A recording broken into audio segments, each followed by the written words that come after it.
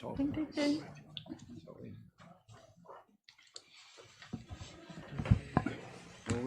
All right. So welcome to today's full council meeting. I've got apologies from Councillor Crackett, who's overseas, and I have Trish Boyle up there on Zoom. She's not well, but she'll be back soon, she tells me. As a lead into today's meeting, we've got a presentation by Great South Chair, Ian Collier. Move the apologies accepted. Oh yes, thank you. I'll second that. And so back to where I was.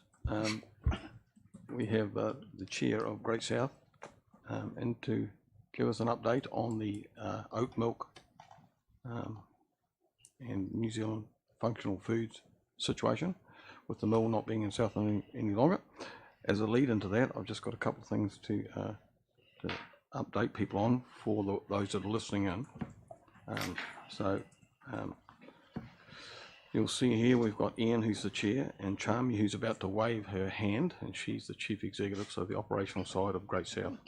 So Great South followed on from the previous economic development agency, which was Venture South, and that goes back quite some time. The current organisation provides a range of outcomes predominantly funded by council, but also by government and other funders as well, and they include the development of Beyond 2025 plan, which includes tourism, climate change, industry diversification, workforce development, housing, and a whole range of other things. So about 14 strategic issues for us.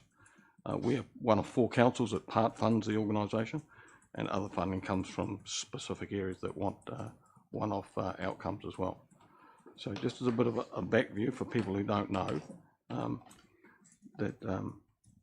as I see, Venture Southland was the organisation that preceded this. So this New Zealand functional food goes back to the previous era. So it goes back, and somebody can clarify for me later on, 10 or 12 years.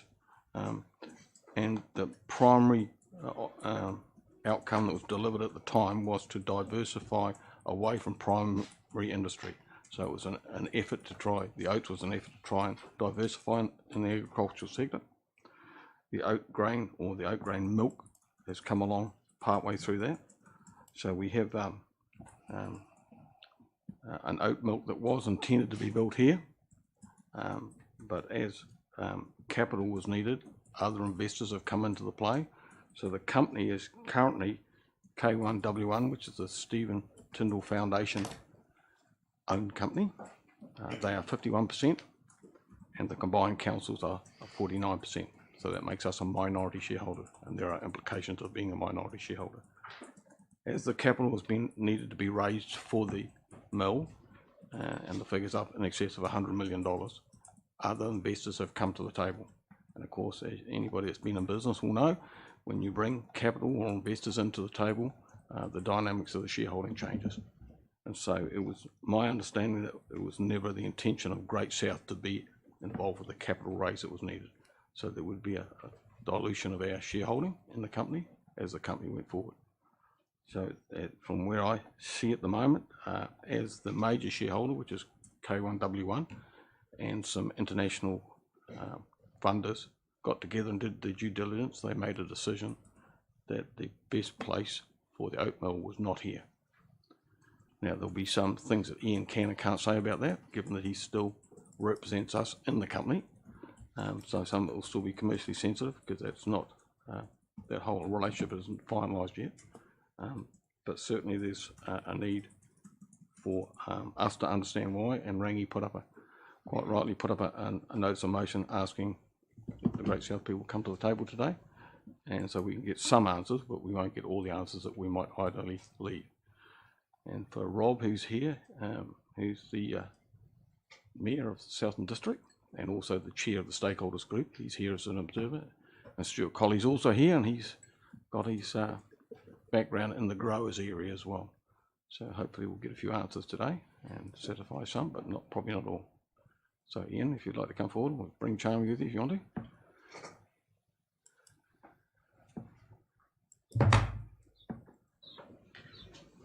So we've got a reasonable process for today, which I've outlined to everybody.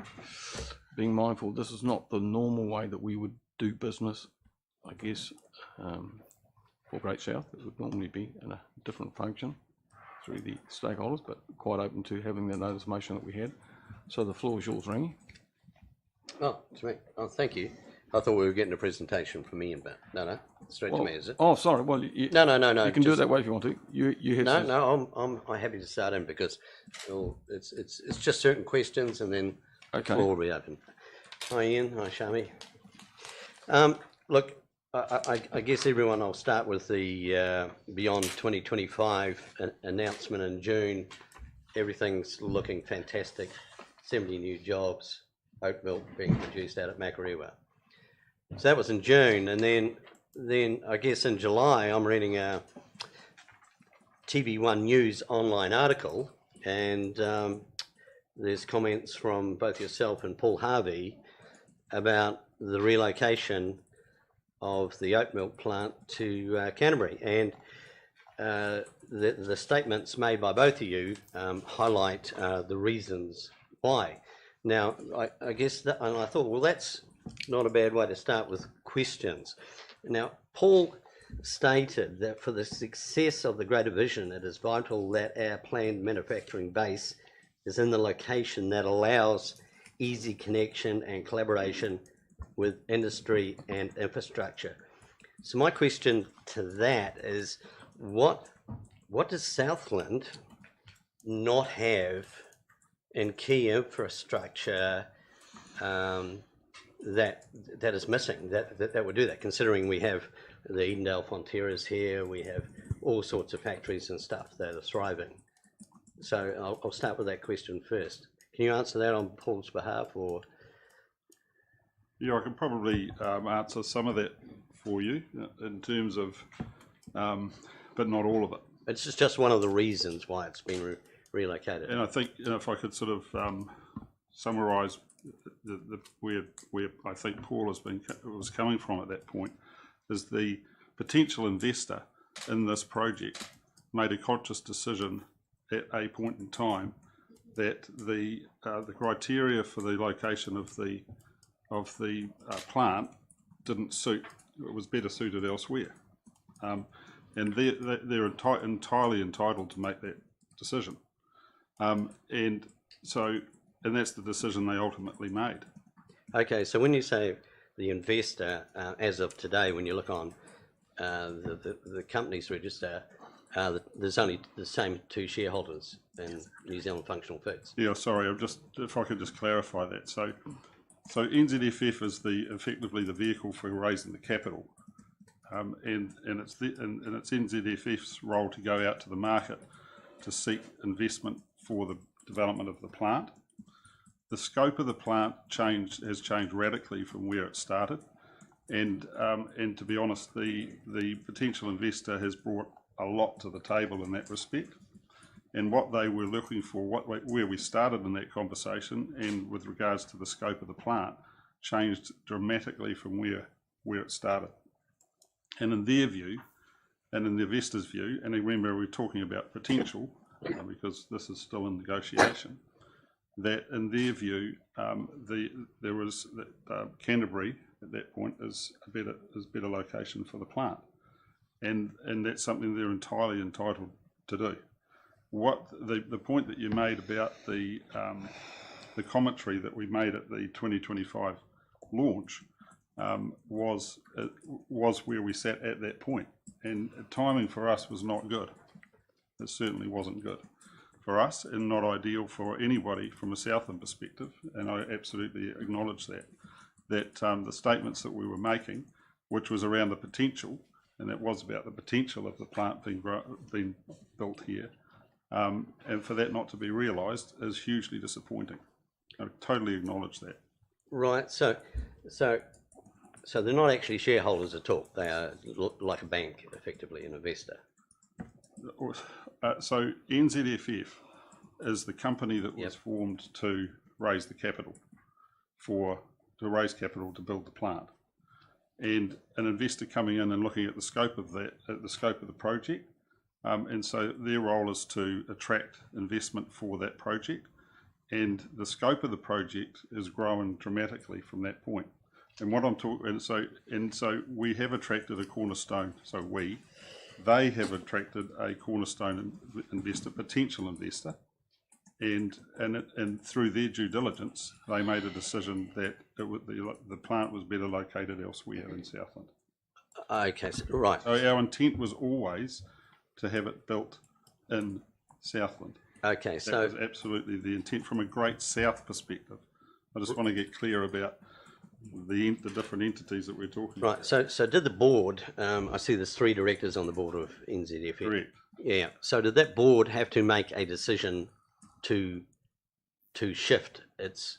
I mean, the board would have the ultimate say, wouldn't it? Yes, it would. And obviously the board made a decision. Yes. It did. Okay. So the share split is 51% with K1, W1, and 49% with Great South. Correct.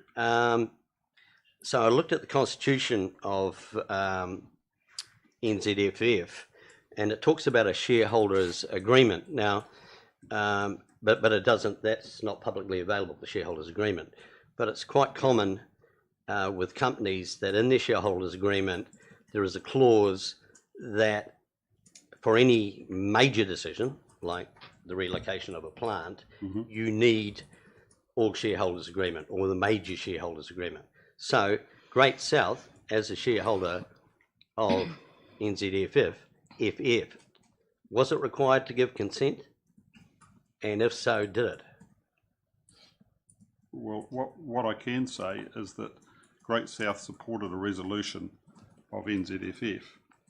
So Great South took a position to support the resolution passed by NZFF not to locate the plant here. Okay, well, I just want to go now to Great South's constitution and section 2.1. It says that the objectives of the company are to, and I'll go straight to C, conduct a business in the best interest of Southland in accordance with sound business practice. And then D, following that, exhibit a sense of social and environment responsibility by having regards to the interests of the Southland community in which the company operates. Now, was Great South in supporting this being true to its constitution? We absolutely believe we were, yes. Well, and there was no fight to say, hey, we started off with the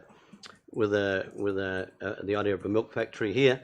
Look, I'll move on from that because if I could just add Yep. to that. Happy to do that. So, as a 49% shareholder in NZFF, it is absolutely and under our constitution and our shareholders agreement, absolutely, it is in our best interests, and we are obligated to act in the best interests of Southland. And when I say absolutely, we did support it, and we supported the resolution that was taken. It's because we have a 49% shareholding in something that is worth something. Those shares have a value attached to them. What the value of those shares is and whether that's realised is still under negotiation. And so it's important, and the decision that we made was to ensure that we protected the value of those shares on the way through that negotiation and brought it to a conclusion where we got a return on that investment that had been made. When I say it had been made, it's important to note that the 49% shareholding we had, and I go back further in time on that, was derived from a vision that we had about an oat milk plant. I wasn't part of that, but I was party to it and have been over the last 4 years as chair of the Great South Board. So it's important that we, and at a point in time through NZFF, that vision attracted a second shareholder, being K1W1, who took out 51% shareholding, and have since put the capital in necessary to raise the funds in order for us to build that plant. So it's very important to understand the nature of that, because there is a value attached to the shares that we have.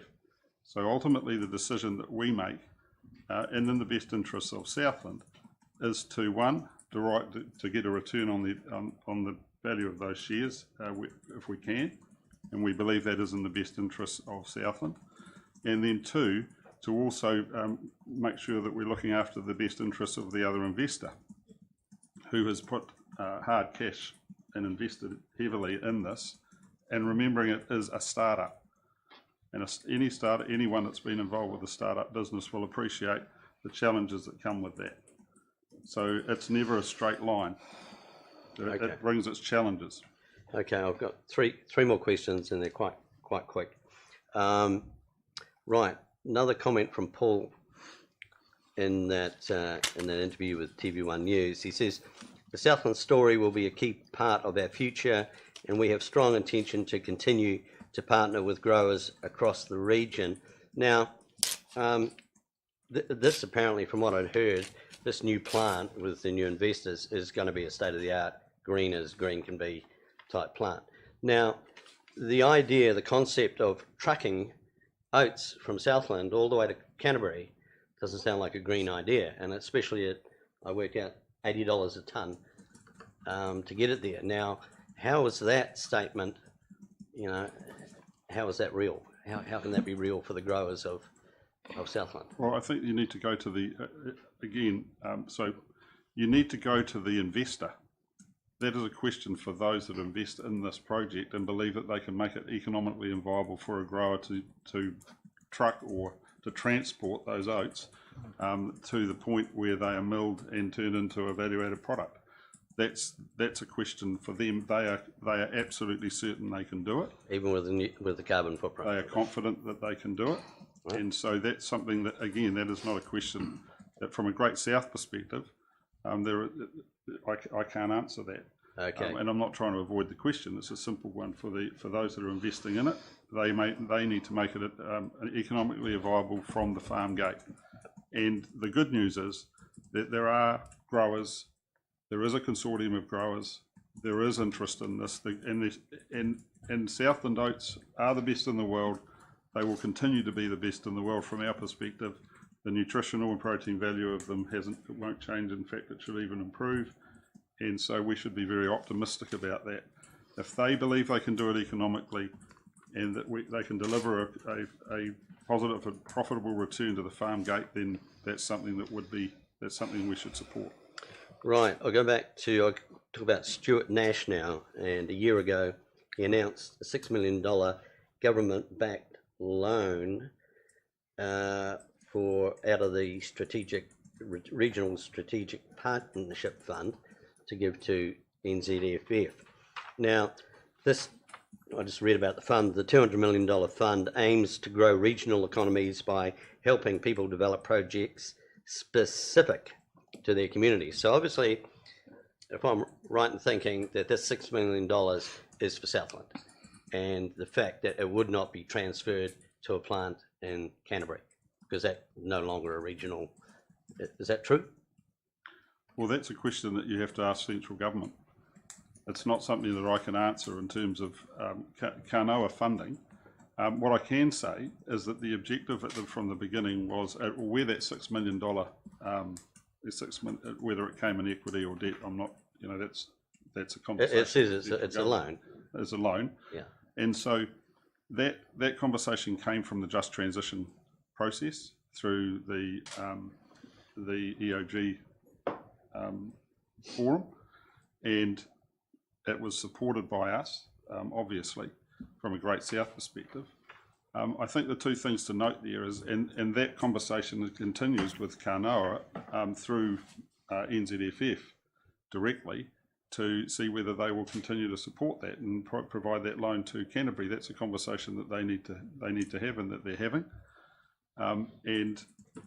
From our perspective, though, from a Southland perspective, it's important to note that and I'm not trying to be cute here, that it's called New Zealand Functional Foods, not Southland Functional Foods.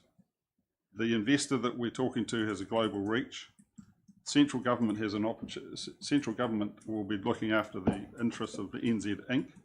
That includes us and all other regions, and so they will put that into the mix when they decide whether or not to provide that loan finance to NZFF or through ultimately to that investor or investors. And remembering that there are other co-investors that will be looking at this opportunity, not just one.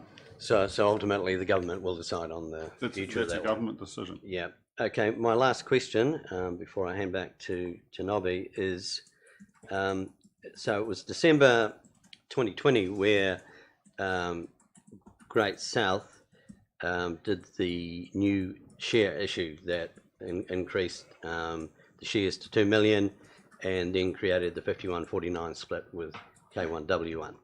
So that was in December 2020. Now, did it seek approval from the Joint Shareholders Committee to do that, Great South?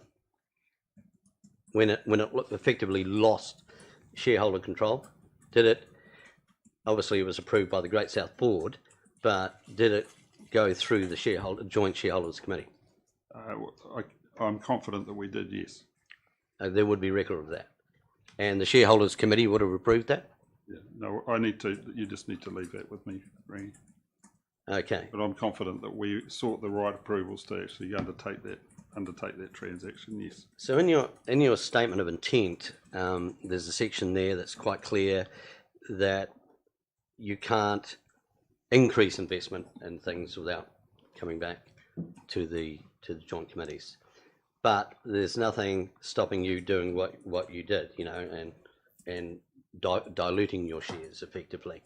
So my last question is, right beside this piece on page 50 on the NZFF is space ops.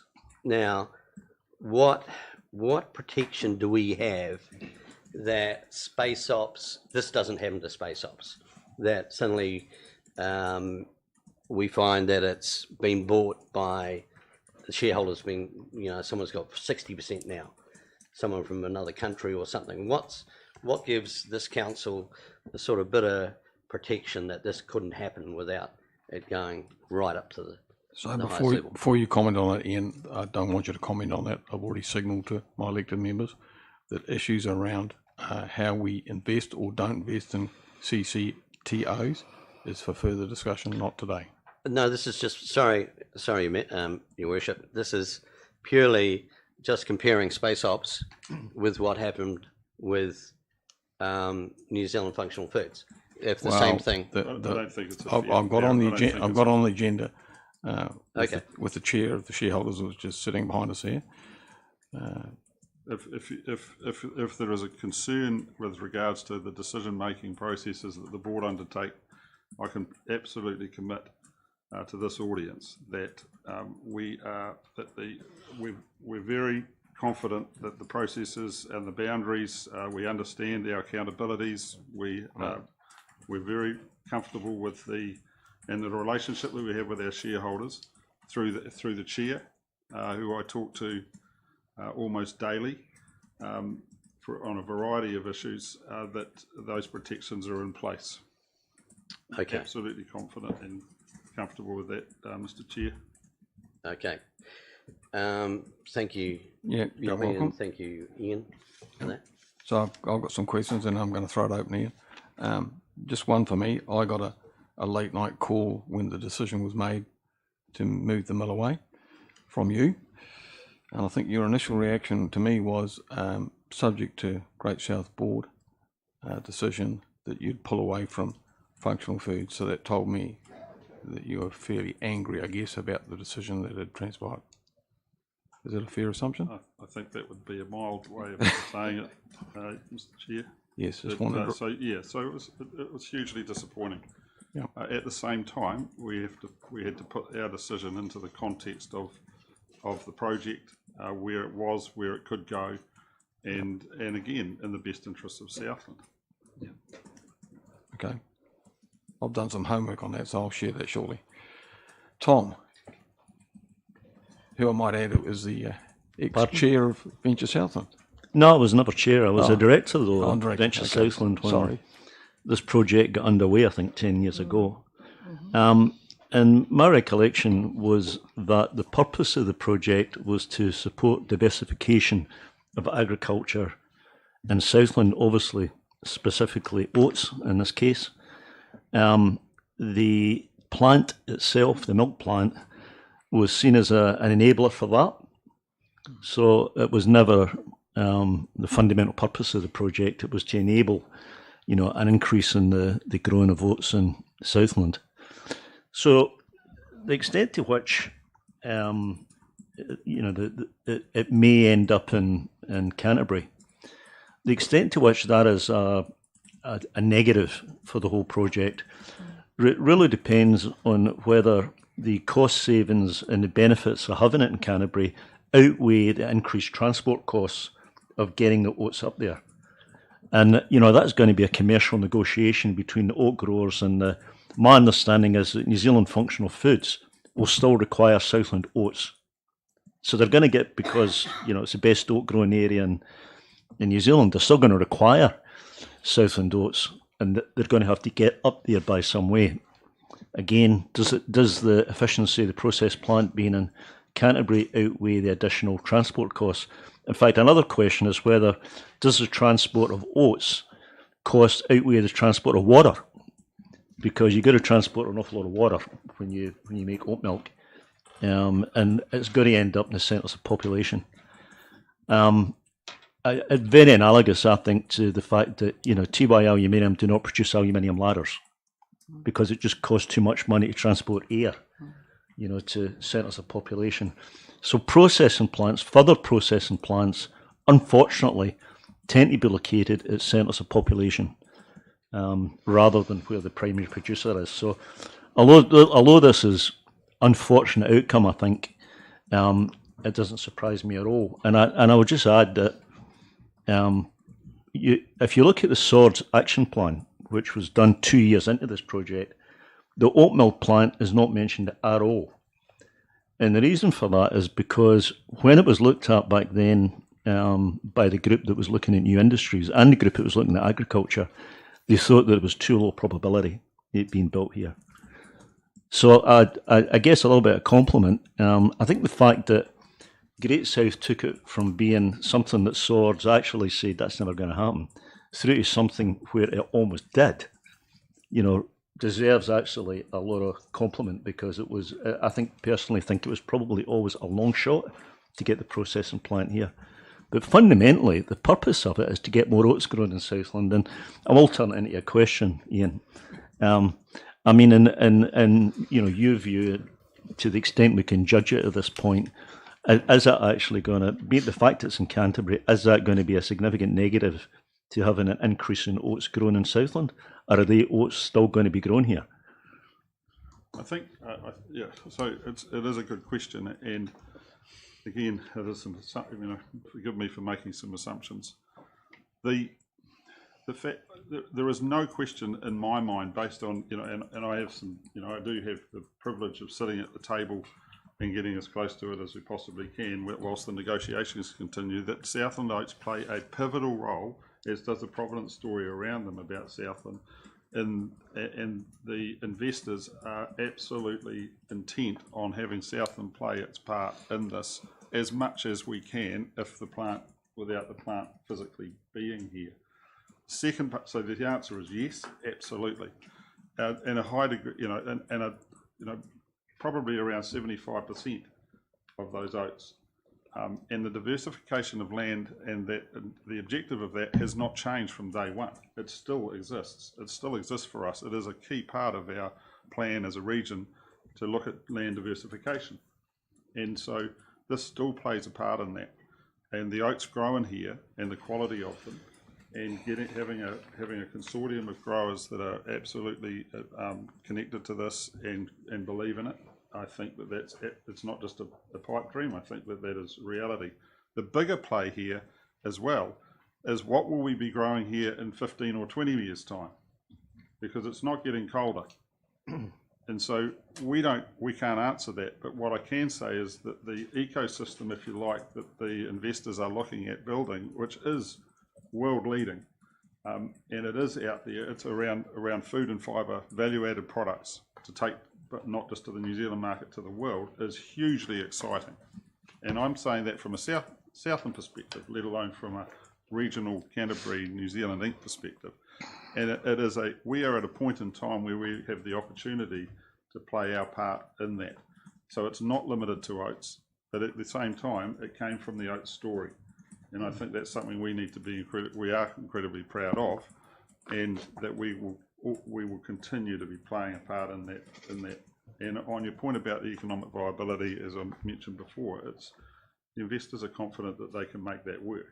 And some of that will be about gaining efficiencies through the manufacture process, which we don't have visibility of currently, but they do, because they're coming from a global perspective. So New Zealand has an opportunity here to set a framework and set a plant and a standard here that will set a new standard at a global level. And I'm not just that is the reality of what we're dealing with here, and it's not limited to oats. It's other plant-based products, other crops. And that on that point, Tom, it's about what else can we derive from this, which is beneficial to Southland. That is not just about oats. What else is there that we can do through the byproducts that are created that may be able to feed into other industries that we have here in Southland? That's an exciting proposition as well, because you're right. This is about zero waste. A zero waste proposition. Thank you. Other questions? Leslie. Thank you, Ian. Just a very simple question. Without an outsider investor, would the plant ever have been built? Phew. In Southland, or just generally? Or anywhere. I mean, the idea 10 years ago we all thought was great. Without an outside independent investor, would it ever have become more than a vision? Would we ever have had the plant built? Well, I think ultimately just because of the amount of investment required, it requires, some serious investment. And so the answer is probably, I don't know. I honestly don't know. I think we've got an idea. We came to a vision that was a vision strong enough to attract an a shareholding, a 51% shareholder through an incredibly credible investor who shares that vision, and then that's then gone on and attracted others. So without that, that's the reality that we're dealing with. And we're now on a time frame where we're getting closer to the point of reality. And I would never say that it's a given, because nothing is. It's a negotiation. So that was my next question. At the moment, it's not yet a reality. No, it's not. It's a continued negotiation. And again, I'd sort of go back to my comment about a startup business. That anybody who's been involved with a startup knows that the compass can move at any point and any time, and through no control of your own, or those that are looking to invest either. What I will say is that the due diligence that the investors are doing is intense, and so it should be, because it's in excess of $100 million, and that's not a small amount of change. It's a serious project, and the good news is, as I say, I look at the likes of K1W1 with Sir Stephen Tyndall and his team, who are hugely supportive of this, and that in itself gives me comfort. And they continue to be supportive of it, and we're closer to coming to reality now than we were. So we're closer to the end of the beginning than we were. And the transport option question, I'm presuming investors of this calibre are looking at coastal shipping, looking at railway. All of that. They'll be looking at all alternative Correct. air freight. All of the options, but as I say, at the end of the day, they are, to attract the investors that we're looking for, they will be looking at all of that and the economics around that to get the oats from one point to another economically, and again, with the least carbon footprint. How do you do that? And you're pretty well giving us the assurance that the oats intended to be the majority of what goes through the plant are Southland oats. Correct. Thank you. Thank you, Mr. Mayor. Thank you, Ian and Shami, for coming along today. Following on from what Ringy and Tom have mentioned, I guess from my perspective, 2013, 14, 15, 16, 17, up to today, the oats has been, as you said, considered as a startup business. We all knew from day dot that this potential well-being and health medical enhancement product could be the absolute diversification of our agriculture industry here in Southland. So I guess where I'm coming to, I understand that major investors have been sought and why NZFF was started. That's a no-brainer, really. Probably from my understanding of what you've delivered, what we've read and what we've shared in communications is that fundamentally that investment for the startup business would not have been attractive had the plant not have been accessed on a national and potentially a global market here in Invercargill. That is why fundamentally the plant has been identified as being shifted to Canterbury, because it has a better maximisation of business and economic benefits to our country. Therefore, the knock-on effect would be back down here to Invercargill, to the oak growers. Am I understanding that correctly? If I'm going to sum it up just like that? Yeah, ultimately, ultimately, those that are looking to invest are making conscious decisions about everything to do with that plant, the construct of the plant, and including the location. So they go through their own criteria. Correct. They're given all of the information that we can possibly give them, and again, there is some assumptions that are made in those calculations. But they would. It is their role to undertake their due diligence. They look at all aspects of the project and the potential it has, and then they make a decision whether we put the dollar in or we don't. Sure. So we don't really control that, but what we did do is attract a shareholder to assist us to cash flow this project to the point where we got a cornerstone investor and other co-investors. Does that answer your question? Yep, yeah, it does. I mean, some of that, but that's fine. My other final question is this: can you accept, given the development of having the plant moved away from Invercargill to Canterbury, can you accept the disappointment to our city that this has brought, the news brought to our city that has been moved away? Can you accept that that has been disappointing? I can absolutely understand that, and I share it. Totally. Thank you. Share that. Grant. Yeah, thanks, Chair, and thanks, Ian and Shami, for coming along. I'm interested in the business case from the investor's perspective. I'm sitting here looking at a newsletter from on Oates Report 1-22, which says the actual investment case for farmers to change land use is minimal, if non-existent, in terms of the returns they will receive. Yes. So are the investors or the potential investor you've found, are they aware of that? They're acutely aware of. They're acutely aware of that. Absolutely, as you'd expect them to be. Right. So, the price at the farm gate, the cost to get to the mill, or the price paid to get them to the mill, all of that is taken into account, and I'd fully expect them to be. So in sort of reviewing their investment case, are they forecasting greater returns at farmgate, which would lead farmers to continue to supply oats or diversify out of other land uses and meet the scale capacity that they're talking about in Canterbury? Yeah, I think again, it's some of it for me to answer that question. I think that yes, I think that they're absolutely doing their sums. Any investor that's looking at this is doing their sums to qualify it and make sure that they can deliver a return to the grower. One thing I would also say, and again, I'm not an expert in growing oats, and there's many people that can speak better about that than me. What I have learned through this is that the amount of land required, but the volume of milk that can be produced from a small land area is phenomenal.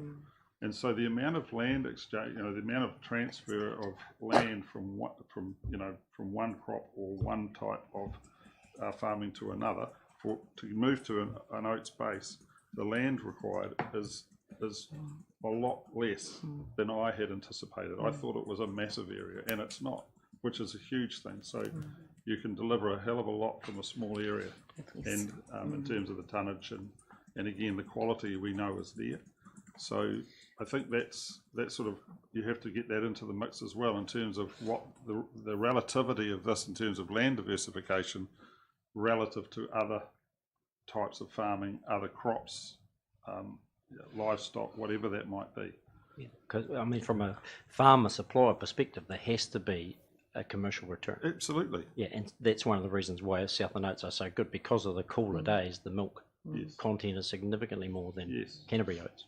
And the other thing is looking at we with our hats on, we look at it from an oat milk perspective, and I put my hat on as a customer of oat milk, and what the price point is. I go and purchase that.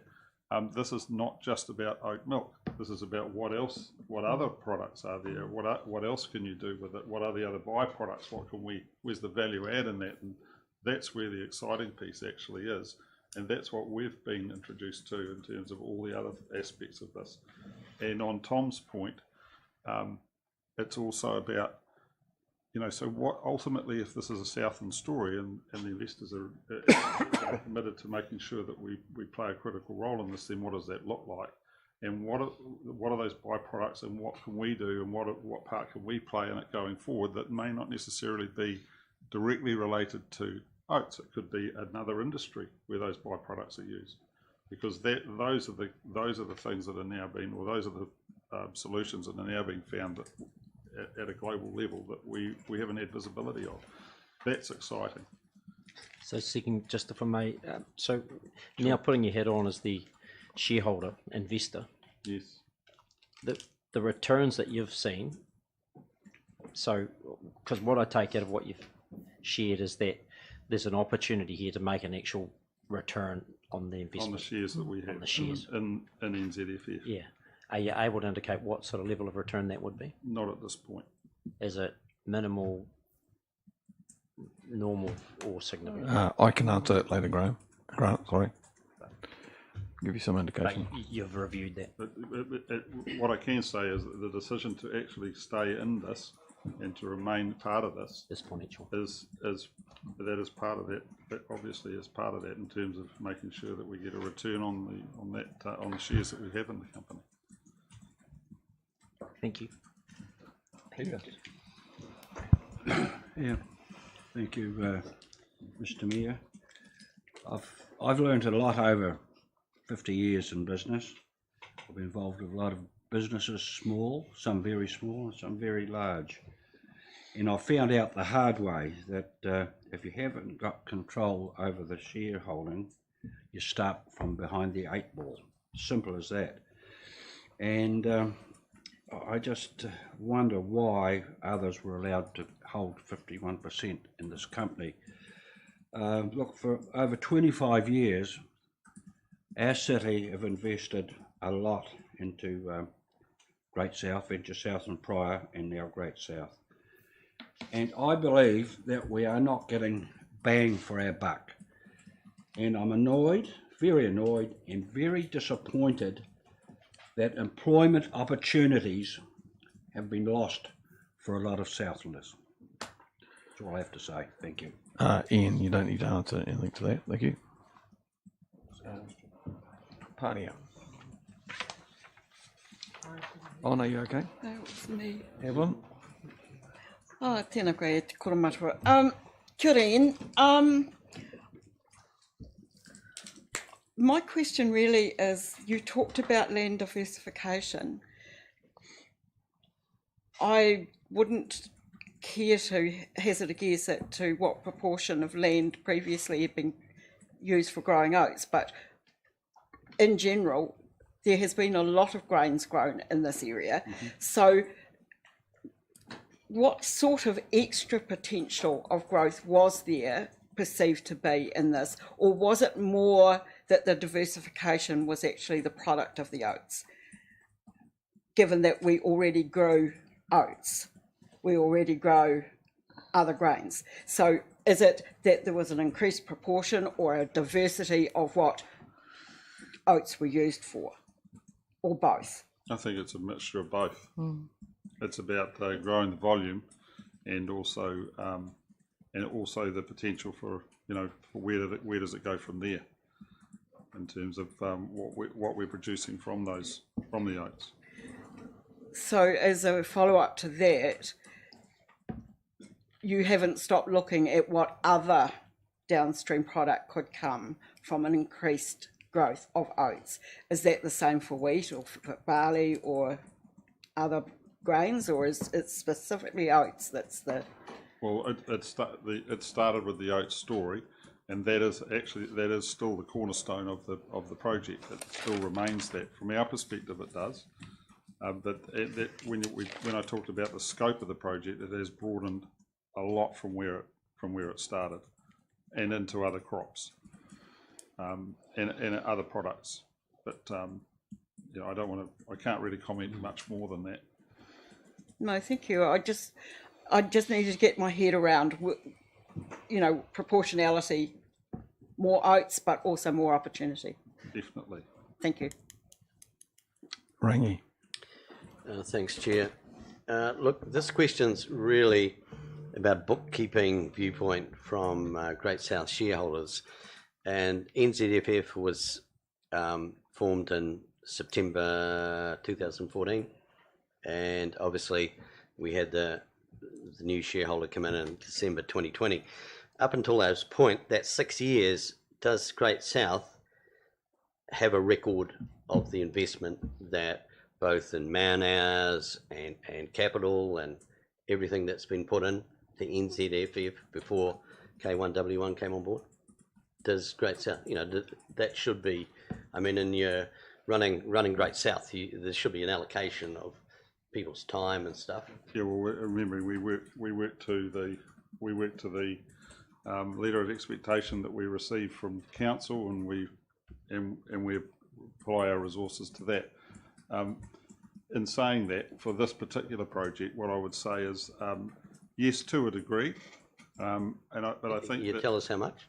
I can't tell you off the top of my head, no, Rangi. But what I would say is that the information, a lot of the data that we would use for this project would be applicable to others as well. There's a lot of transferable data around that land use, the land type, soil types, etc., that we would use for multiple reasons. So it's hard to. Well, just to narrow down, say, were there trips overseas? Were there trips overseas by staff related to oat milk?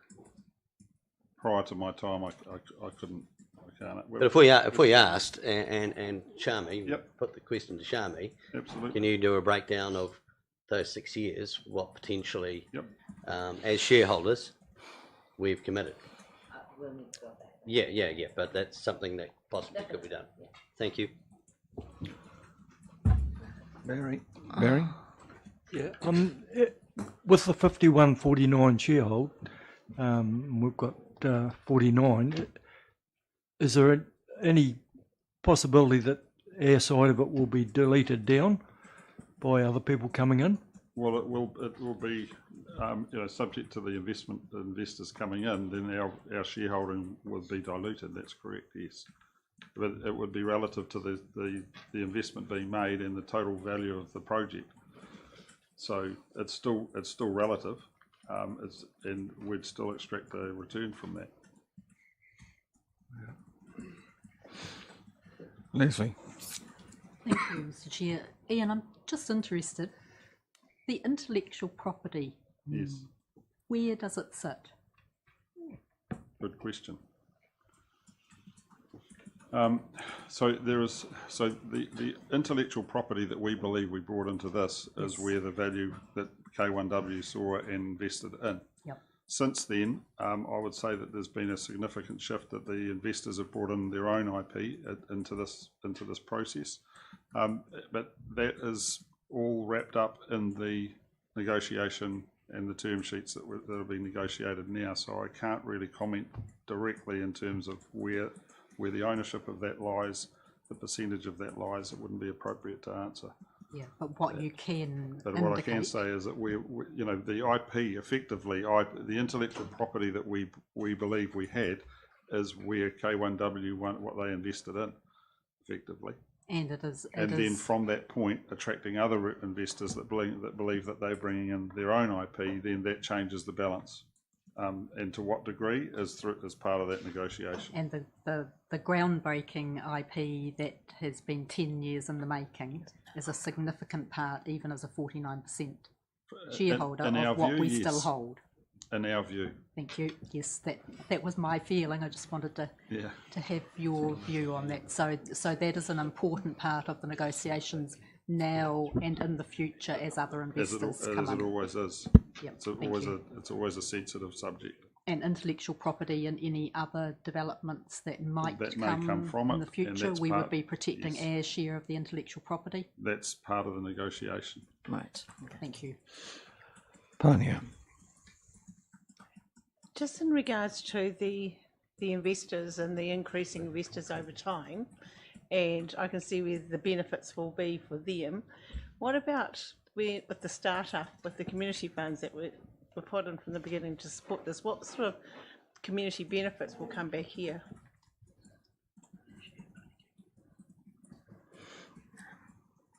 In terms of, Just in terms of our growth development, I know we're talking about land and increasing out there, but what about the community?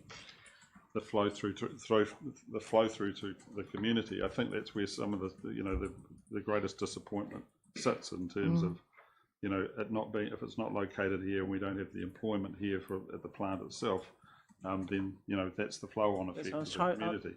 But in terms of the question that you raised, Evelyn, around the volume of oats grown, there is just how that translates. I can't. It's hard to quantify what that will look like. Our role is to make sure that we do get that flow on effect economically. The economic, environmental, and social outcomes are as best as we can get relative to the decision that's been made to locate it elsewhere. We can't do any more than that. But to quantify it, it's not an easy. Yeah, and I understand that, but I'm also in the mindset that, for our community, the disappointment, is there anything that we can sort of like hang on to or create where there will be benefit around grants or something back to the community from this initiative? Yeah, I think that how the flow-on effect of that is depending on what position that we take, we end up having with the business or not. Yeah. Once it gets over the line. So we assume it goes over the line and it proceeds. Then that will change the conversation about where to from here, what is in it for Southland, and what other benefits can we derive from it. That to me is quite an exciting prospect of having that conversation. Yeah, because the reality is it wouldn't be existing without it at the beginning. No, and at the same time though, it's hard to lose something that we don't have. Oh, absolutely. Because we could have had this, we don't have it. That we're disappointed that it's not going to be here. But that's why we're not looking at creating what can we create? Yes, and that's where the opportunity sits. Thank you, Tom. Obviously, Ian, this project is, it goes from the growing of the oats through transport of those to a plant, the processing of the oats in that plant, products being made that then get probably shipped to markets, international markets. So you would assume that a rational investor would choose the plant location that would optimize all of those things. So my question to you is whether you've seen enough of the data and analysis that you understand the decision. And there's a difference between understanding and supporting, right? We'd all love to have, the plant here, it would be, the cherry and the oat cake, as it were. But have you seen enough of that analysis that you understand why the decision's been taken? Yeah, based on my intellectual capability, Tom. The answer is yes. I think the rationale that they're bringing what they bring to the table is they absolutely understand what they're doing. They're hugely committed to it, and I think that it does stack up.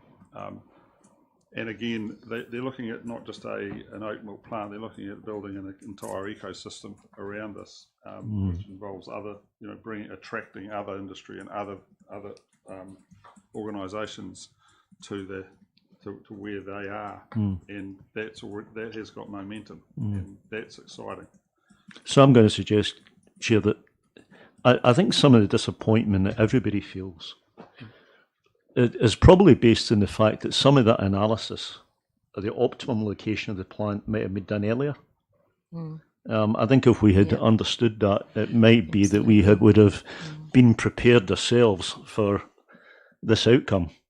Because again, I mean, it does not surprise me at all. I mean, it was what Swords thought would happen actually when it looked at it back a few years ago.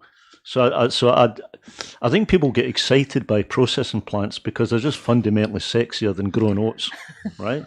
So it gets a lot of attention. It's all that stainless steel. Don't get me started. That doesn't need to be the headline, Evan. It gets a lot of attention. But again, coming back to the fundamental purpose was to diversify agriculture in Southland. It was not to build a plant initially. So that being the last question, and that being the shortest 10-minute public forum we've ever had, I'll just give a quick overview on what I've been able to glean, because I'm not quite as constrained as Ian might be with his different roles. I've met recently with Sir Tyndall, and when you look at the eye-watering innovation startups that he does, he doesn't do them in a rational way. He's very clear on what he invests in. Success rate very high, so he doesn't get the old standard 2 out of 3 falling over. And he gave me some information that I can't share, but it gives me a peace of mind. I've also met with the investor that's overseas as well, and can tell you that they've got impressive visions around plant-based foods and around healthy foods. So they're in it for the long game as well, and prepared to put significant money in it. I think the overseas investors are wanting to control the media now going forward, because it's a much bigger picture than just what's happening here. So they want to have some control of that. I think there were questions before about the returns on the shares. From my perspective, there's a medium return, not low but not high. So if you think about our 49%, and if we stayed in the company for 2, 3, whatever number of years it is, what shares will we end up in if we don't put any money in? Well, I'm no rocket scientist about this, but you'd assume it'll be 2, 3, 4% potentially. And what that is worth is open to negotiation. But from my quick analysis of the financial figures of what Great South might have put in, and Venture Southland before it, put into this project by way of a staff hours, I guess, and you work out what our shares will be worth, we'll be on the right side of the ledger with that, I think. So that gives you a bit of an understanding. And so that's what I've been able to glean by talking to people. And I'm uncomfortable that the mill's not here, but comfortable that it's an impressive projects going forward. And the good side of it is it does portray Great South as a good development tool that others may subsequently want to use in the future and say, well, we've got some, I guess, some expertise, even though we didn't get the outcome that we particularly wanted. The process going through, as Tom quite rightly said, has done what it set out to do. Hasn't got to the final stage that we would have wanted, but that doesn't mean that there can't be further developments. So thank you for your time today. And Rob said, if I could just comment, that you just made a comment regarding the investor wanting to control the media. I just want to qualify that and say they want to control the comms. Well, that's what I was. That's what I was saying. I think. I just want to make sure we. I understand that. Look, I think one of the you heard it from some of the discussions today. I think the media or the comms around the announcement was not good. If I'm being politically correct, it could have been done better. So I guess they want to make sure it is better. So you're free to go. Thank you for your time. And Rob, did you want to contribute anything? I think most of it's been covered, but yeah, I think the key that Ian said before is you can't lose what you don't have. And I think if you go right back to 10 plus years ago when that great idea was a seed was planted back in Venture Southland, and it's been watered for a very long time. And I think we need to celebrate the fact that it's actually grown into something really, really successful that an investor's willing to put $110 million in. We don't have that level of investor in Southland willing to build it there. And I think also reflecting on to Tom's last point about the plant being built in Southland, and I think initially when it was just going to be oat milk and we were going down that road of building an oat milk plant in Southland, it was feasible, but with a bigger vision and a bigger picture and that diversification beyond just oats, it kind of makes sense to have something in Canterbury. So I think that differentiation between supporting and understanding is quite a key one. I totally understand the level of disappointment I have with myself, but I also understand the position that we're in, and I think we need to celebrate where we've actually got to with the success of Great South, and noting the board as well and some of the further comments, so previous comments about how these decisions get made. We've got a very good skills-based board there with a great chair as well, and I think having that kind of setup that sits outside but inside local government is actually a huge asset as well, where we've got that expertise and experience to make these decisions on our behalf, but also supported by us. So, yeah, I'm very happy with where it's. Yep. Thanks for that. Thank you for your time. Thank you. Thank you. Thank you. Yes. 5-minute break. 5-minute break, guys, before we go back into business as usual. Get our heads clear of what we just heard. Cup of tea or toilet for the old man. Let's do it.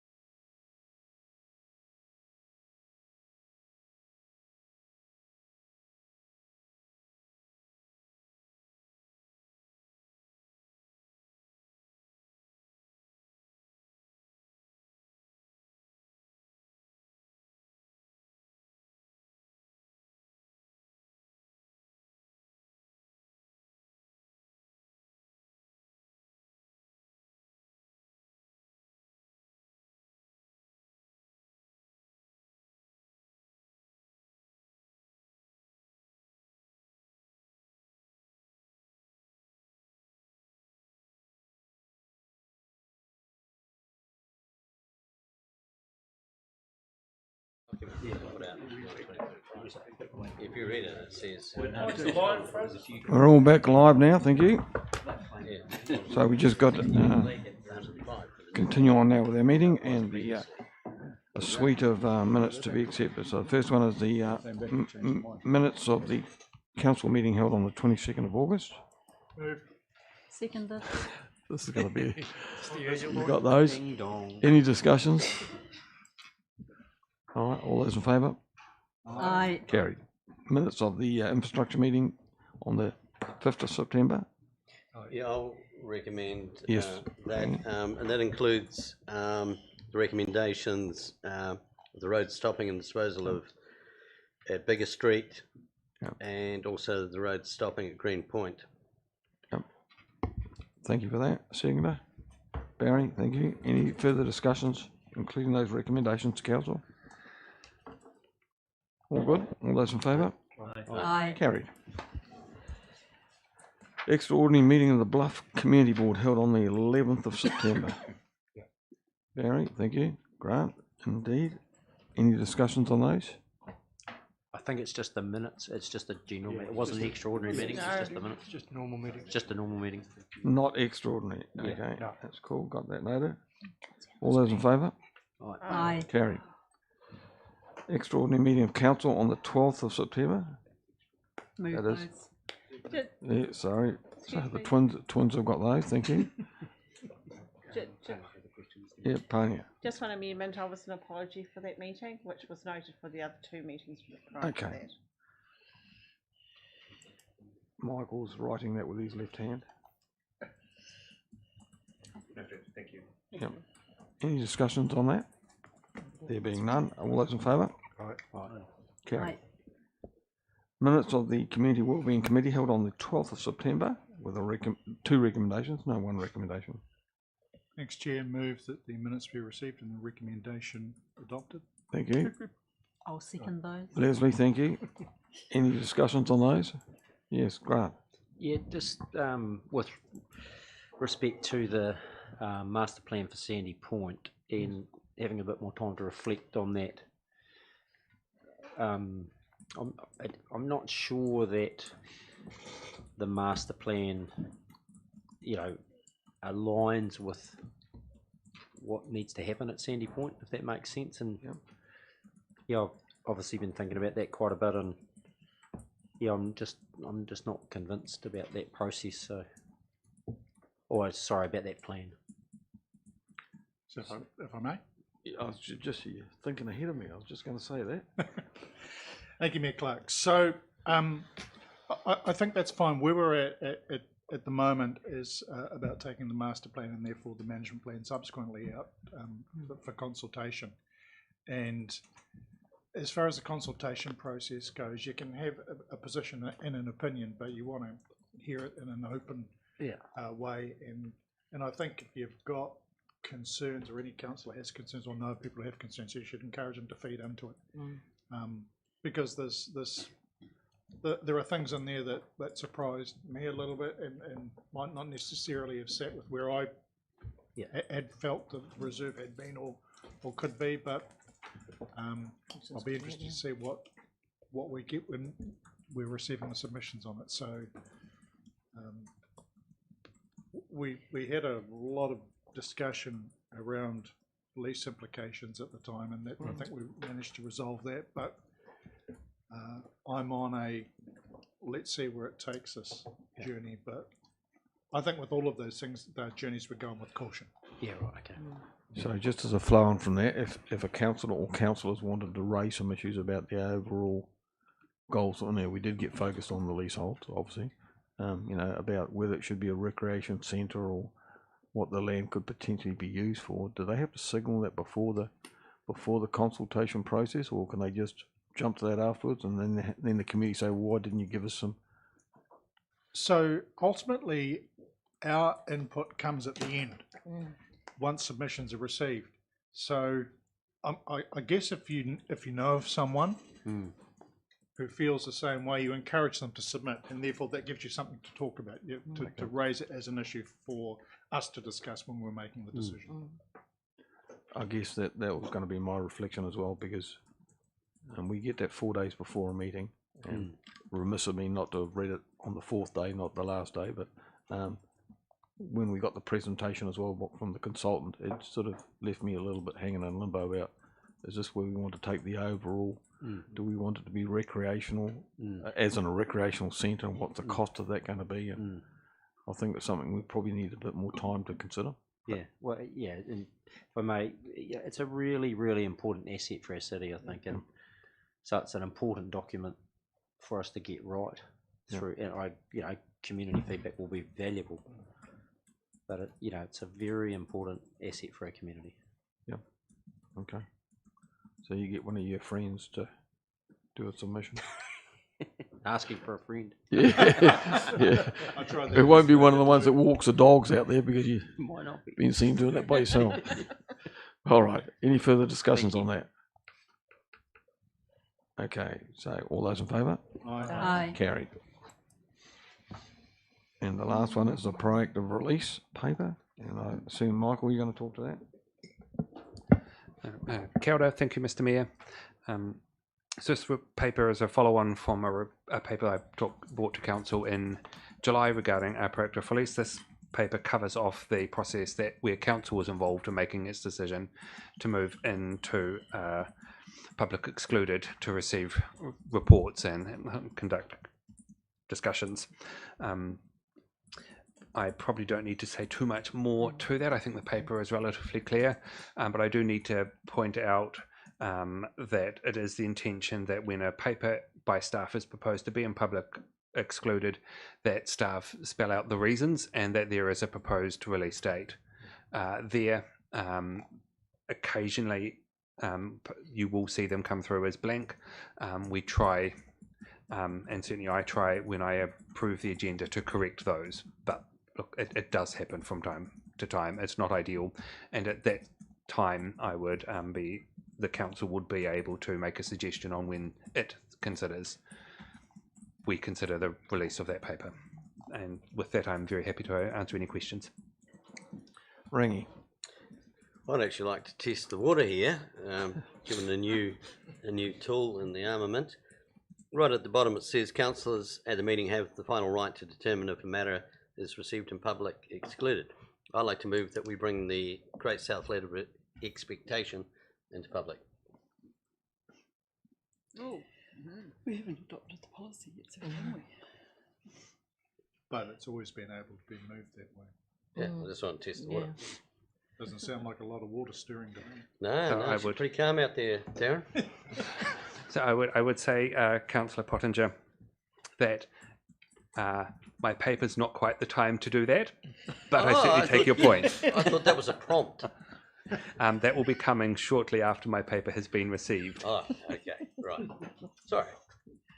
I'm happy to remove the move the recommendations 1 and 2. You've lost me now. One's on the screen.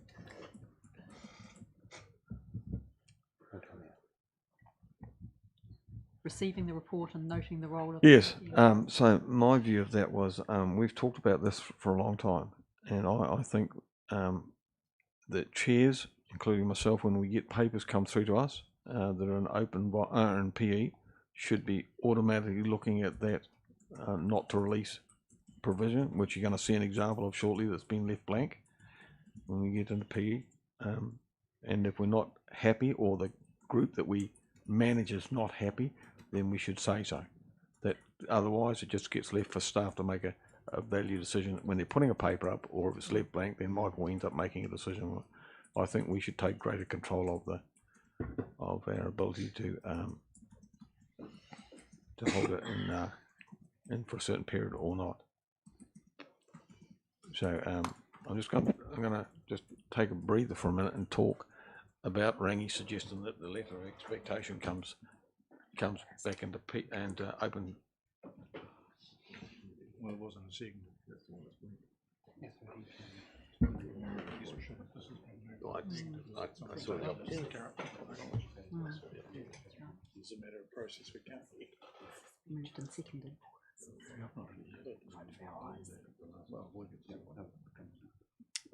You hear that? Okay, so for your benefit, Rangi, when we get to the end of this session and before we go into PE, because the reasons will be given for going into PE, if you wish to challenge that, then we'll make a decision on that. I think I have an idea of my success. No, I wouldn't assume that, because one of the issues that we're going to face when we get to PE is that report where it says reason for withholding and for how long is left blank. You'll see that as you flick forward. So we'll have a discussion on the validity of holding it in PE as opposed to having an open. If the decision is open, then you'll have it open. Okay, where do we get to, Michael? We have a mover and a seconder. Yep. I believe there may or may not be some discussion, and then hopefully you can put it to the vote, Mr. Mayor. Yep. Any further discussions about the paper put up? There being none, all those in favour? Aye. Oh. Here. Who's always won? All right. No, it's more just an understanding piece. So is this just bringing us into line with other councils, or what's the purpose of sort of doing this review at time? Is it just a normal course of business, or? So the proactive release was something that a number of councils are dealing with, Yeah. but it was specifically brought to our attention when the Ombudsman did his own motion investigation into our Lagoima practices. Yeah. So it is bringing us into best practice. Yeah. This paper is simply adding to a part that I didn't include in my proactive release paper in July, and the Mayor quite rightly pointed out that I'd missed the part of council's involvement in the Lagoima process, which is to move into public included to discuss papers. Yeah, so it's democracy. Yes. But we have raised it as elected members in the past. Yes, term. yeah, I we did understand. that. Once it Just goes wanted into some PE, it context. just tends to stay there. Yes, no. I Unless somebody understand. comes looking for it, then you have to justify why you still got it there. Yeah. No, thank you. Sure. Any further discussion? No, being none. All those in favour? Aye. Carried. Now we get on to the issue of moving into public excluded. And the reasons are listed there, so I won't go through all those. But Rangi, you want to move something about the paper at the end, which is the letter of expectation. No, I'm fine. Eh? I'm fine. No, I think you were right. I think you're quite right to ask that question. Well, I was, but I've since changed my mind. Change your mind? Do you want to move? I'm happy to move it then, Chair. Yep. And I'll second it. And the reason that I say so is because I hadn't thought it before Rangi raised it, but I mean, clearly there often would be circumstances where a letter of expectation, a discussion of that would include commercial and confidence information. Sure. And therefore it's appropriate to go into PE.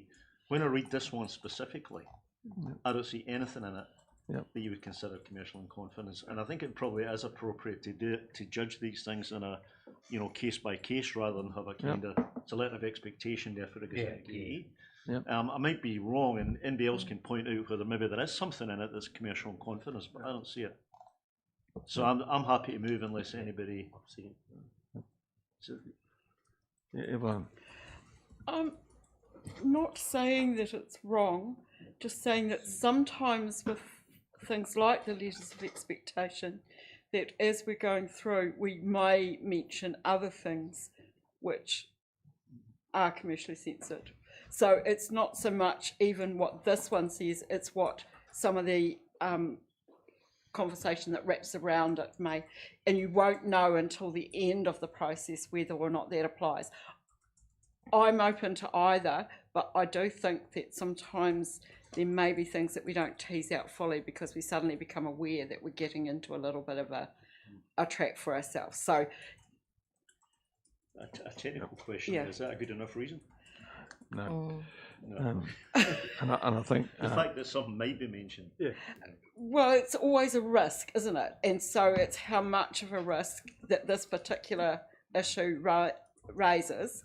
But in letters of expectation in general, sometimes you're talking about something else which is hidden for a good reason, and it accidentally comes out of your mouth. Are we putting ourselves at risk? And there's been a number of things over the last few months where unintentionally people have prejudiced a different conversation. I've got a couple of people that want to have some input on that. Before I do that, though, I guess it's a balancing act. we've had nearly an hour talking to Great South, and what underpins a lot of that is that the public in particular don't know what goes on with Great South. And the more transparency we have there, the better.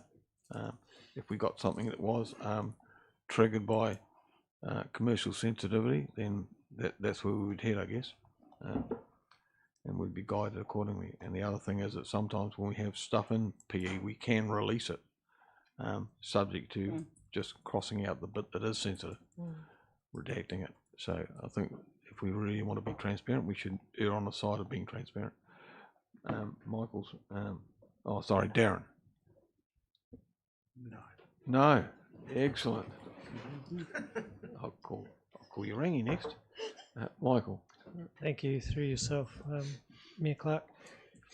I'll just highlight the reasons weren't actually called out in the clearest form, and I do apologise for that, and also that the note about when we would recommend release should have been on there as well. We would be recommending a reasonably prompt release in relation to this post Council's decision in relation to the funding aspects. The reason we had this in commercial was in relation to Council to be able to have a good, strong discussion in relation to the different funding streams that relate to the contract with Great South. This has a significant impact in relation to the staffing that is at Great South. That is why we want to have the discussion from a commercial sensitivity point of view, but we would urge on the point that we would want this proactively released as soon as possible anyway, post this meeting, because it is something that we strongly believe should be public post then as well. So we would agree with that, but we would like to have we were wanting to have that discussion with Council in a PX form. So that begs the question, if Tom's right and there's nothing of a commercial nature there, then why are we using a commercial sensitivity provision to have it in PE as opposed to having it open? I mean, one of the issues that, I hear what you're saying, Michael, about it might affect staff at Great South. Well, I mean, at the beginning of the year, we faced a 20% plus rate increase, and we made some tough decisions about what we would do, and we did them basically in an open manner, so people could see that we were cutting our cloth accordingly in a time of high economic stress, cost of living impacts and all that sort of stuff, and that we got as low as we could get with the rate increase. Why would our colleagues at Great South be in any different position if we are not going to give them any extra funding, if that's the outcome of the letter of expectation? Then they have to make some decisions about what they do with their staff, and I think they're already geared up for that. But shrug of the shoulders and a smile. That's all good. Through yourself, Mayor. Yeah. No need for myself to comment on that. Okay, Leslie. Thanks, Mr. Mayor. Noting that almost every one of the recommendations has a significant choice of options involved in it, all of which have monetary factors attached to them, and all of which are going to probably lead to some open comment. I probably would be more comfortable to have this in committee with a very quick release afterwards. I'm just looking at the number of those recommendations that are going to have flow-on effects. Yeah, we had a meeting of the stakeholders, of Great South stakeholders recently, and there were a number of staff members there, which I thought was a little bit unwise from a Great South perspective. But all those staff members all spoke. They were senior staff members who talked about the divisions that they managed, and we had got some healthy discussion going about, well, if we don't give you the money you want because we've clawed back services in our council and cut our cloth accordingly, how do we then justify to our ratepayers that we're prepared to increase your funding up 10, 15, 20%? It just doesn't sit with ratepayers. And so we had that in quite an open environment. The staff that were there clearly got some messages. There was some unease about some saying, hey, I want to retain my staff for future use, but not current use. And we had some discussion about that too. Evelyn.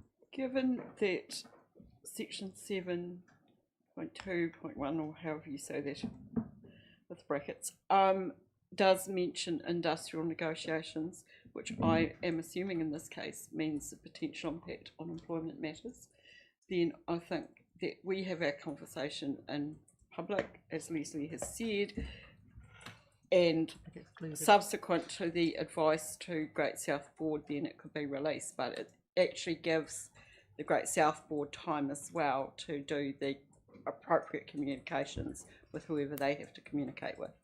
We shouldn't be doing this through the media. We should be doing it in a respectful manner, given that there are staff at all levels that are implicit in this. I guess we've got different views here, so the easy way to test that is I've got Tom and Grant, mover and seconder. We just test the water. What my views, having listened. Yeah. I don't have any strong feelings. I'd never raised it had Rangi not raised it, but when he did raise it and I looked at it, I could not see anything in there that would have been commercially sensitive. I do hear what Evelyn and Leslie in particular has said in the subject about, hey, look, there might be, and Michael, that we might wish to discuss things that would be constrained, particularly in maybe industrial relations matters that would be constrained by having it in public. I understand that, but I feel as though we're kind of searching for reasons to take it into PE rather than doing what we're supposed to do, which is only put it in PE if it's essential. Right? So it would seem to me to be kind of flipping the coin. I don't see those arguments as being enough that we would put into PE. So I think I'll still make that motion, Chair. Grant. Yeah, well, the point, and I hear the point around the stuff, but they're asking for an increase, not a decrease. Correct. So on that very simplistic notion, the current level of funding, and we're not suggesting we're cutting it, I don't think, but they're asking for an increase in funding. Yep. So I'm struggling to see how it would affect staff if we're just holding the funding at where we've been versus increasing the funding. I don't see how, that translates to a reduction in staff because we don't increase the funding. It just means you hold the staff at their level, I would have said. So Michael was at that meeting as well, and look, this one not come as a surprise to Great South or any of the staff. They went in there specifically. If you think about beyond 2025, 14 work streams. Currently, we fund about 6 or 7, and Charmy said to us, "We want you to show us your top priorities," and we're required to do that 1 through 6, so that we know what we have to provide in order of priority if we don't get the funding we want. Yeah. So they're already down the track with this. They're aware. Yeah. So that's all I would add. Any final discussion?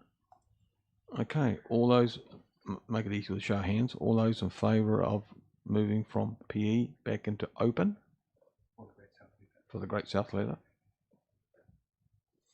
If you can do a quick head count there. Okay, then we discuss it in open. All right, can you make that happen? Slide the screen across.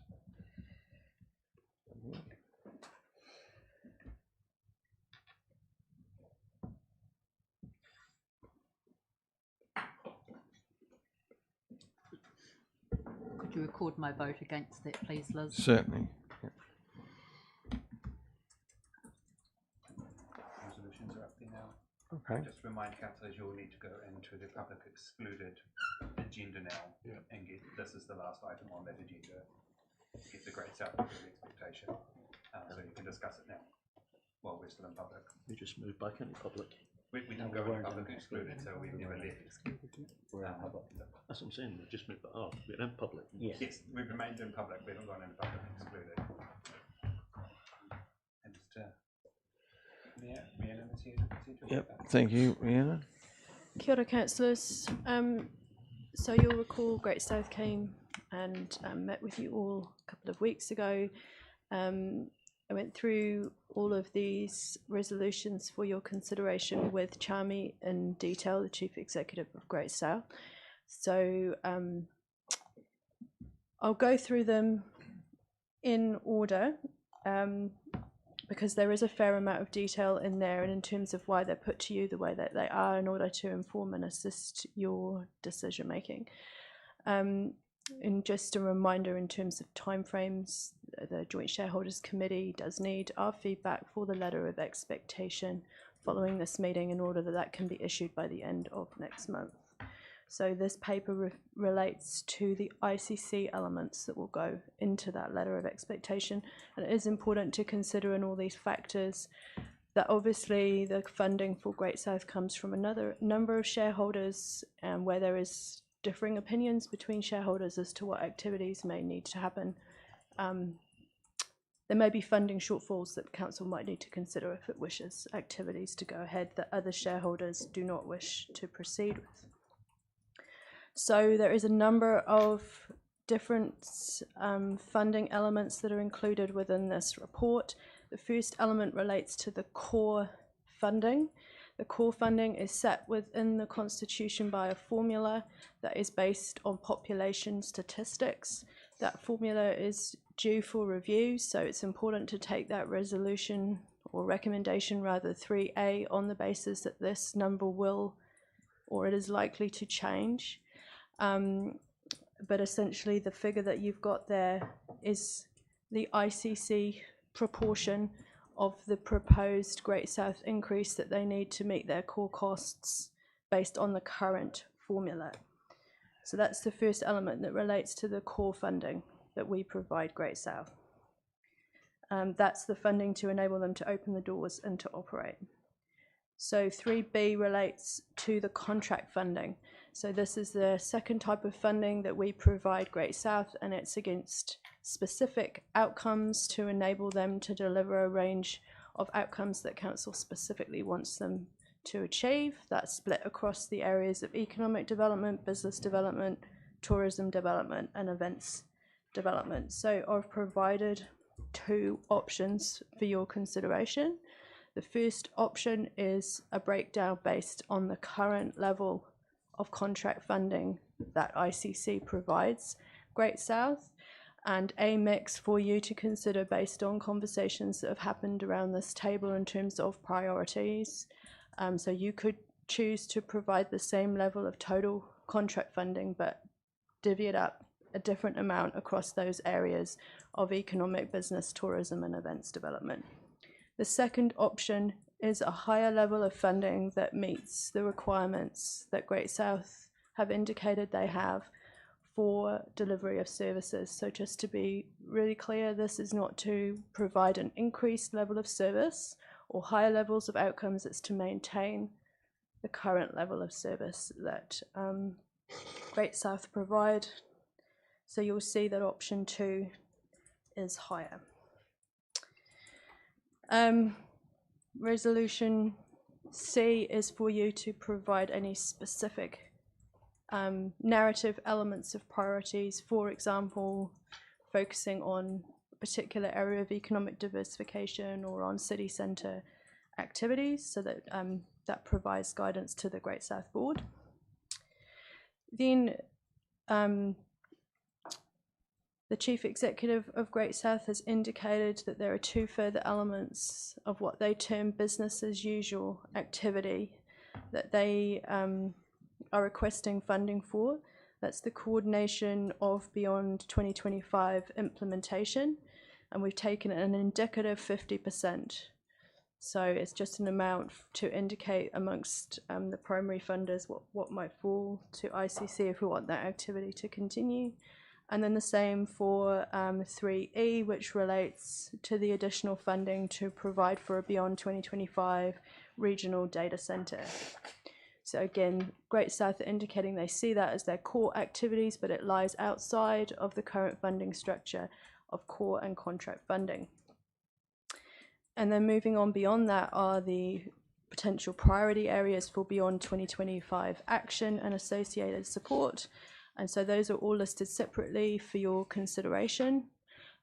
Those are the areas that have been discussed by the joint shareholders in terms of regional strategic direction and the areas of importance that the Great South Board believe they can add significant value to the region.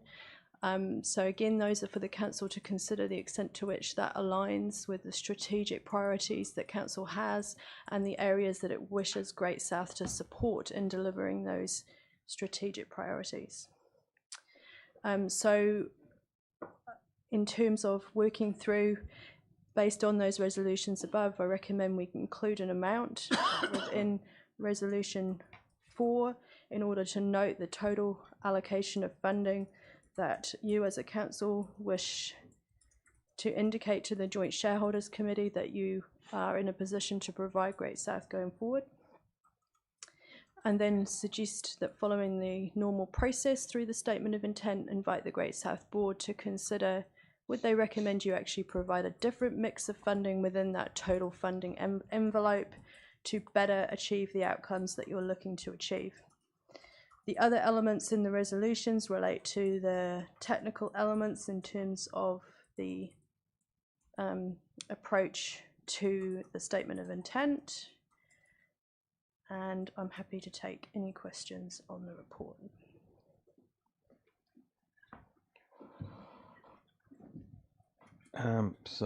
Maybe I'll just give you some feedback to start with, Rhiannon. I guess it doesn't sit well with me that Great South is asking for nearly 12% increase, given today's economic environment. So that's the first thing, I guess. When I go through the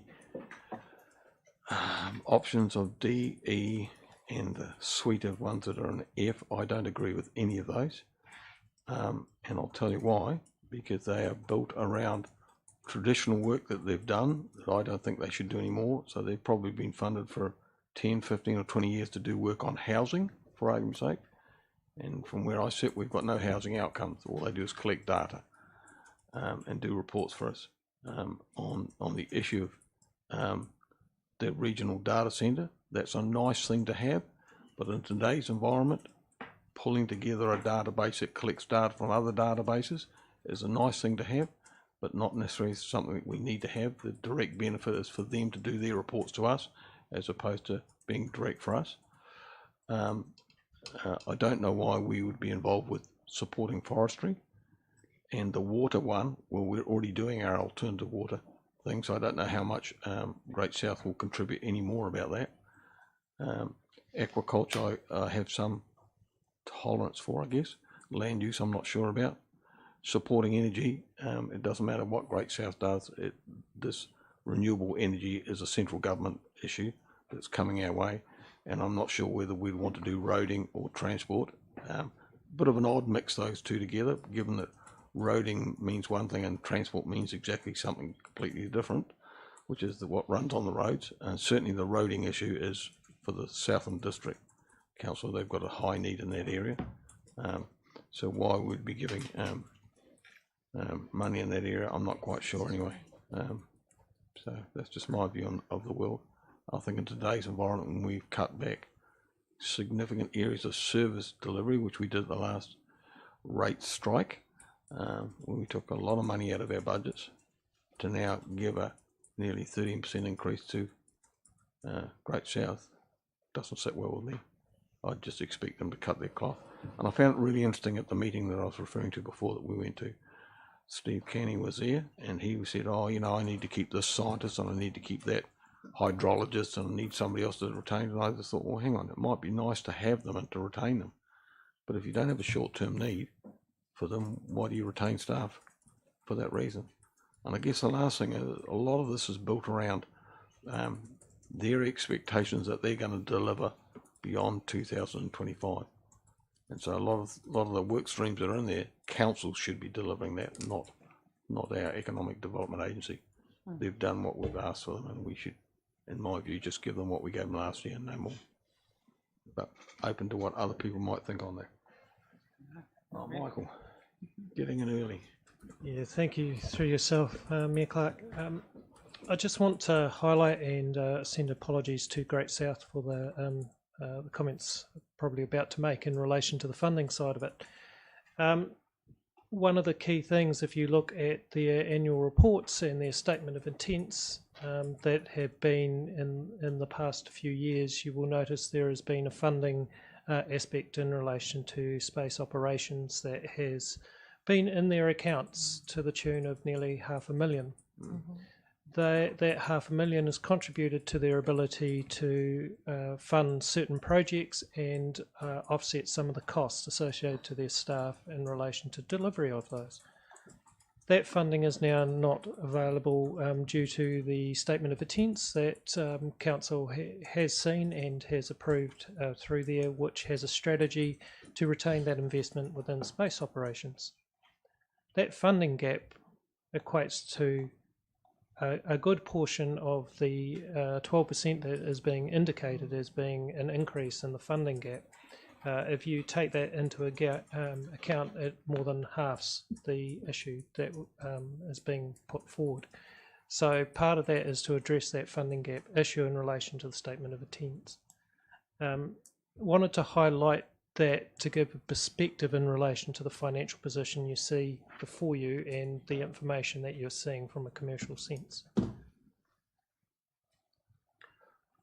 And I guess my reflection is I don't know whether many of the councillors around this table will know how many staff that Great South has got. There'll be a few that do, but 40. Yeah, it's 40. So that's quite a significant investment.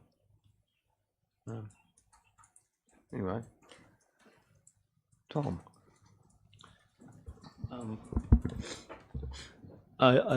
Through you, Chair. I struggled to figure out as I read this what was additive and what was actually, the same numbers quoted twice. But if it is additive, then your 12% is it's actually much higher than that, because it'd be 12% plus items. It'd be 12% on the core and on the project if we take the $920,000 option. But then it goes into a further between D and F, a further $420,000, which would be which is new money. So the amount of increase that's being sought is much higher than 12%, and I haven't actually tried to do the math, but I mean it's a lot higher. It must be at least 20%. But I think we have to recognise when we look at that that additional $420,000 is the cost of implementing beyond 2025, isn't it? Is that right? It's all projects associated with beyond 2025. Through you, Chair, yes. But just to be clear, Great South see two elements of that: the coordination and the data set as core, and they're including that within what they're calling their business as usual funding. And then the other options were the optional elements that the Joint Shareholders Workshop worked through in terms of Great South could implement those for the region. And so just that speaks more to your point around what is the role of Great South in that implementation of beyond 2025. I think they've been quite clear that there are many areas that others are leading. They are currently coordinating the implementation, and this is what they are indicating would be needed to help that continue. But if I can just probably ask the same question a slightly different way. So, Rhiannon, am I reading this correctly that the item D there, the 110,000, I might call core 2025, it's to support that team, and then it then goes into E, and the 5 items of F are individual projects within beyond 2025. So if I add all of those elements up, it comes to 420,000 new money, which is, I think we have to reflect, Chair, the automatic response, I think, to that would be, we're not going to put all that additional money in, but this is the first year of beyond 2025 implementation. If we put nothing in, then all the work that's been done in beyond 2025, some might argue, has been wasted if there is no money put into implementation. So I think we have to reflect on it in that way. I don't have a proposal because it's an awful lot of money, but I don't think we can afford to put nothing in to beyond 2025. So unless we're prepared to just say we're discounting that project. I guess it comes back to several things. If you look in our recommendation F, and you agrees, disagrees, there's 8 areas to support there. If you tally them up, from my view, we'd only want to support 2. And the other thing is that when you say implement, one of the things that I've long challenged Great South on is when you develop a master plan like beyond 2025, which is still a year and a half, 2 years away, do they implement it, or do they hold us accountable for what we need to do within that plan? And so why are we paying for the accountability? We should take our share of the plan And do it. and get on and get it done. And a good example of that recently is that we've had some Leslie and I and Tom have done some work in the housing space, which we know is urgent, and we're getting pressure points all over the place on housing. Now, we've got a master plan beyond 2025, but we can't wait that long. If we've got new industry coming, we need the houses now. We need them very quickly. So we need to pitch at government and other investors that might get into this area. We can't sit around and wait. But what can Great South actually do to help us build any more houses? I mean, that's no disrespect to Bobby. I respect the work that she's done, and she's been into a couple of meetings I've had recently over housing and has ended up leaving because I don't think she sees a role there for herself, because she can't actually facilitate any of this new housing stuff. It requires council and government, some other agencies.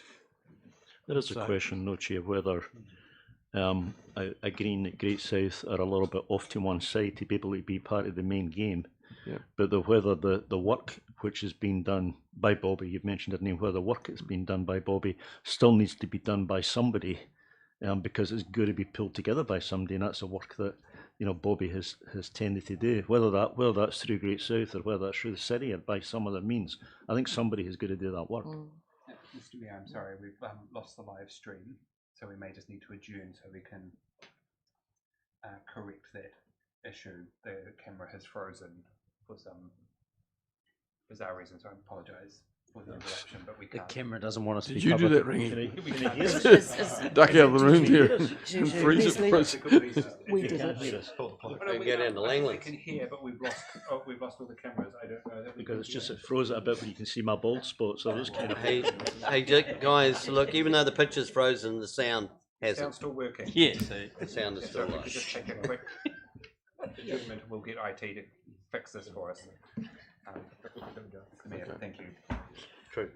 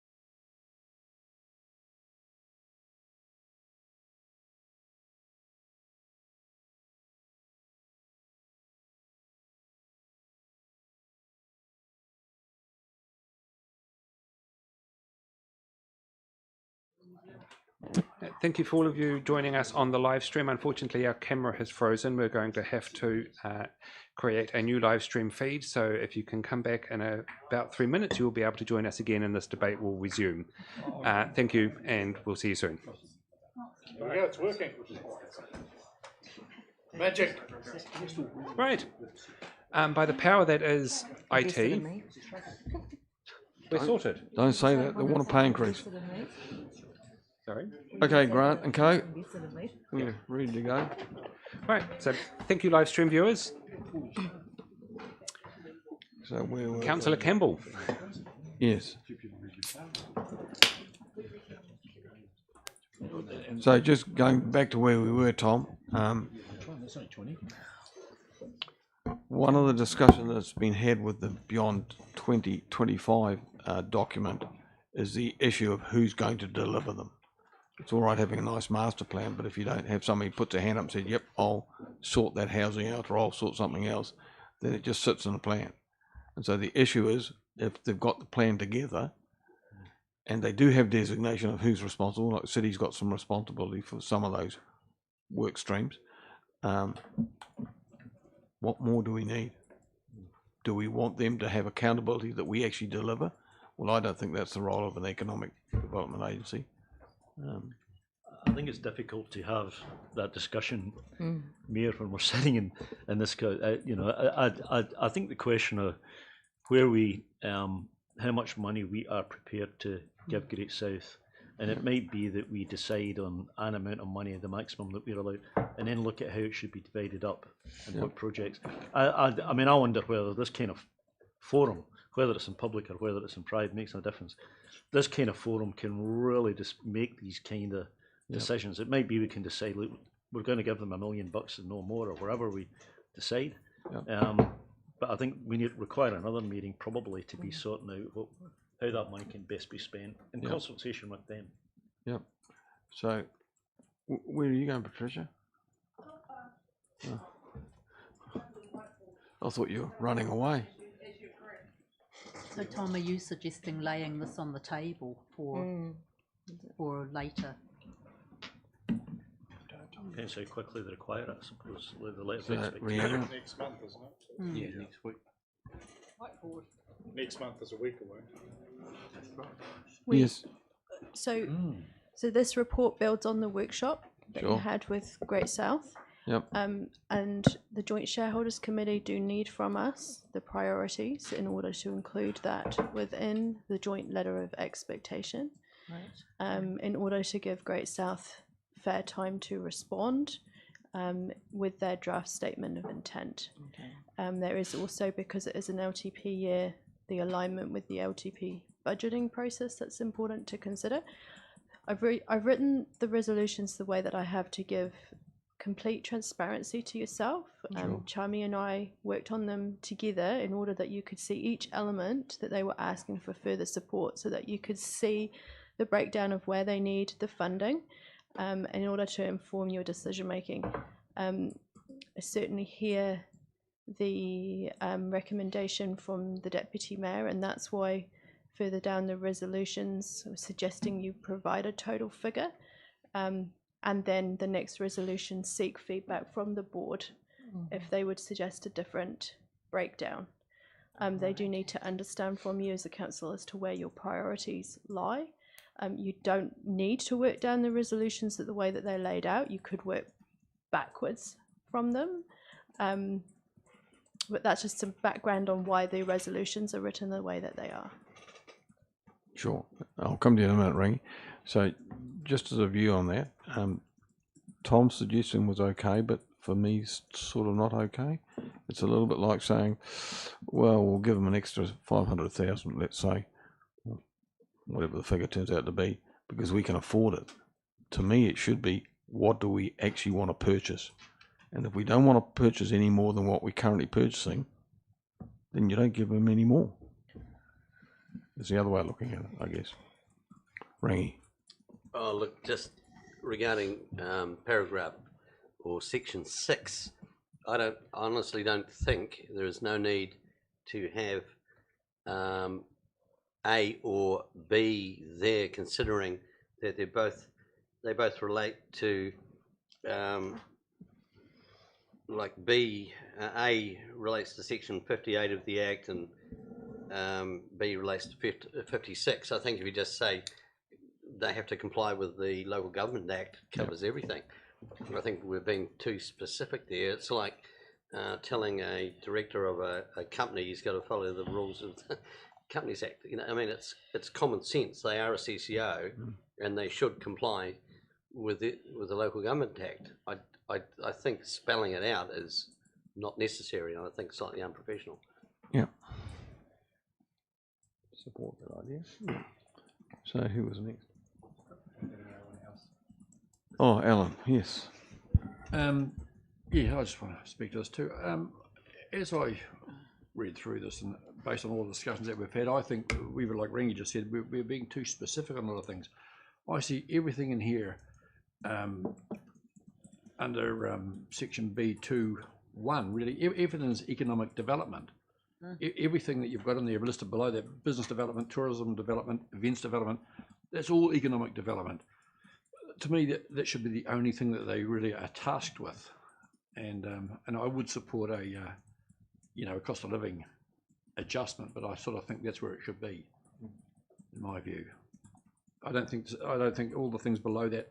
I think if you give somebody a specific number, then they'll employ somebody with that task. But really, I don't think it's the what are you going to get back? What are you going to get back for with regards to housing for, say, $25,000 or $50,000? I mean, what are you going to get for that? I don't think that we don't. I don't think I could get that we don't already have. That, eh? That we don't already have from. Yeah, or agriculture. I mean, what are you going to get for that? For the money for that is $65,000. No, we shouldn't be specific. They should be just tasked with economic development. That's it, and show us what you do, what you've done. I think when I went to the stakeholders meeting where they asked us to prioritise, I think they were accepting. It's not our job. No, but they're tasked with economic development. They were coming from the other angle. They were saying, if you don't give us any extra money, we will need to make some cuts on our existing staffing level or outcome level. Which ones are your priorities to retain? We want results, you see. Yeah, I know. So show me some results. Yep, okay. Rhiannon. I think it's just important to reflect that Great South are attempting to be as transparent as possible to their shareholders in terms of the activity areas that they could work on, and that this process is intended to provide them with some clarity, because there are some elements that are of interest to all shareholders, but there are some elements that are only of interest to individual shareholders, and that has been the reason for why the core and the contract funding is separated, in order to enable each individual shareholder to indicate their areas of interest, as Councillor Arnold says, the outcomes, what they want, what we are wanting to see in terms of results, because otherwise it's very difficult for Great South Board to deliver what the shareholders want. That's what the letter of expectation is intended to provide, some clarity.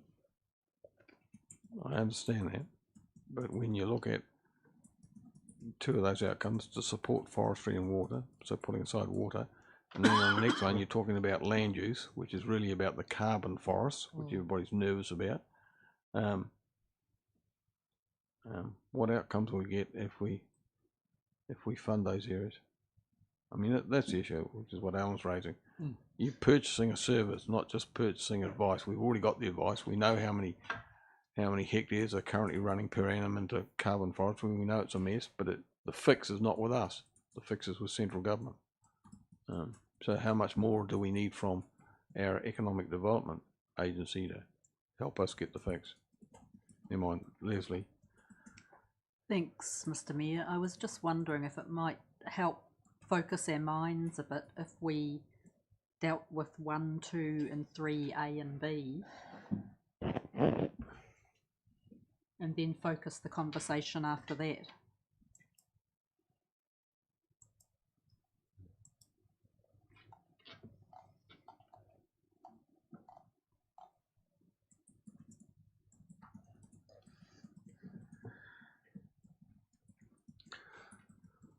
So if we dealt, once we've decided on the option 1 or option Yep. 2 in 3A, B, it might help to focus our minds on the, well, we'd have to do on the 3A separately, yes. and so that's roughly a 12% increase, which Tom reckons is closer to 20, and Michael Day has indicated that that's due to profits out of space ops previously being used for Great South, which no longer can be used for Great South. They're to be retained or returned. And so the last round, I think they put 500,000 into further development of space ops, which is an okay thing, develop the company. But prior to that, they were subsidising their staff areas, for want of better words. And so now, as I said, we've got, that's what our funding is, and because theirs has gone up and plateaued much higher up. Am I correct in assuming that? Yes. So that then leaves us with a dilemma that do we agree to an increase of 11.9% given today's environment, or do we say, hey, you need to cut your cloth? Rhiannon. That's what I'm suggesting. That Yep. might be the first thing to work Okay. out before we start talking about the other, from 3C to whatever and Yep. through to 6. So we do have Perhaps core we can funding and sort the out other stuff. Yeah. Yep. 1, Rhiannon. 2 and 3A first. Yep. So, it is Great South are indicating that they need more funding to meet their core costs. If for example, and it mentions it later in the report, if for example council wanted to hold its funding at the same level that it is currently set at, one option would be to reduce the contract funding, but council has a responsibility as a funding Class A shareholder under the current formula to meet the core costs that Great South has. And they are indicating that core cost has gone up.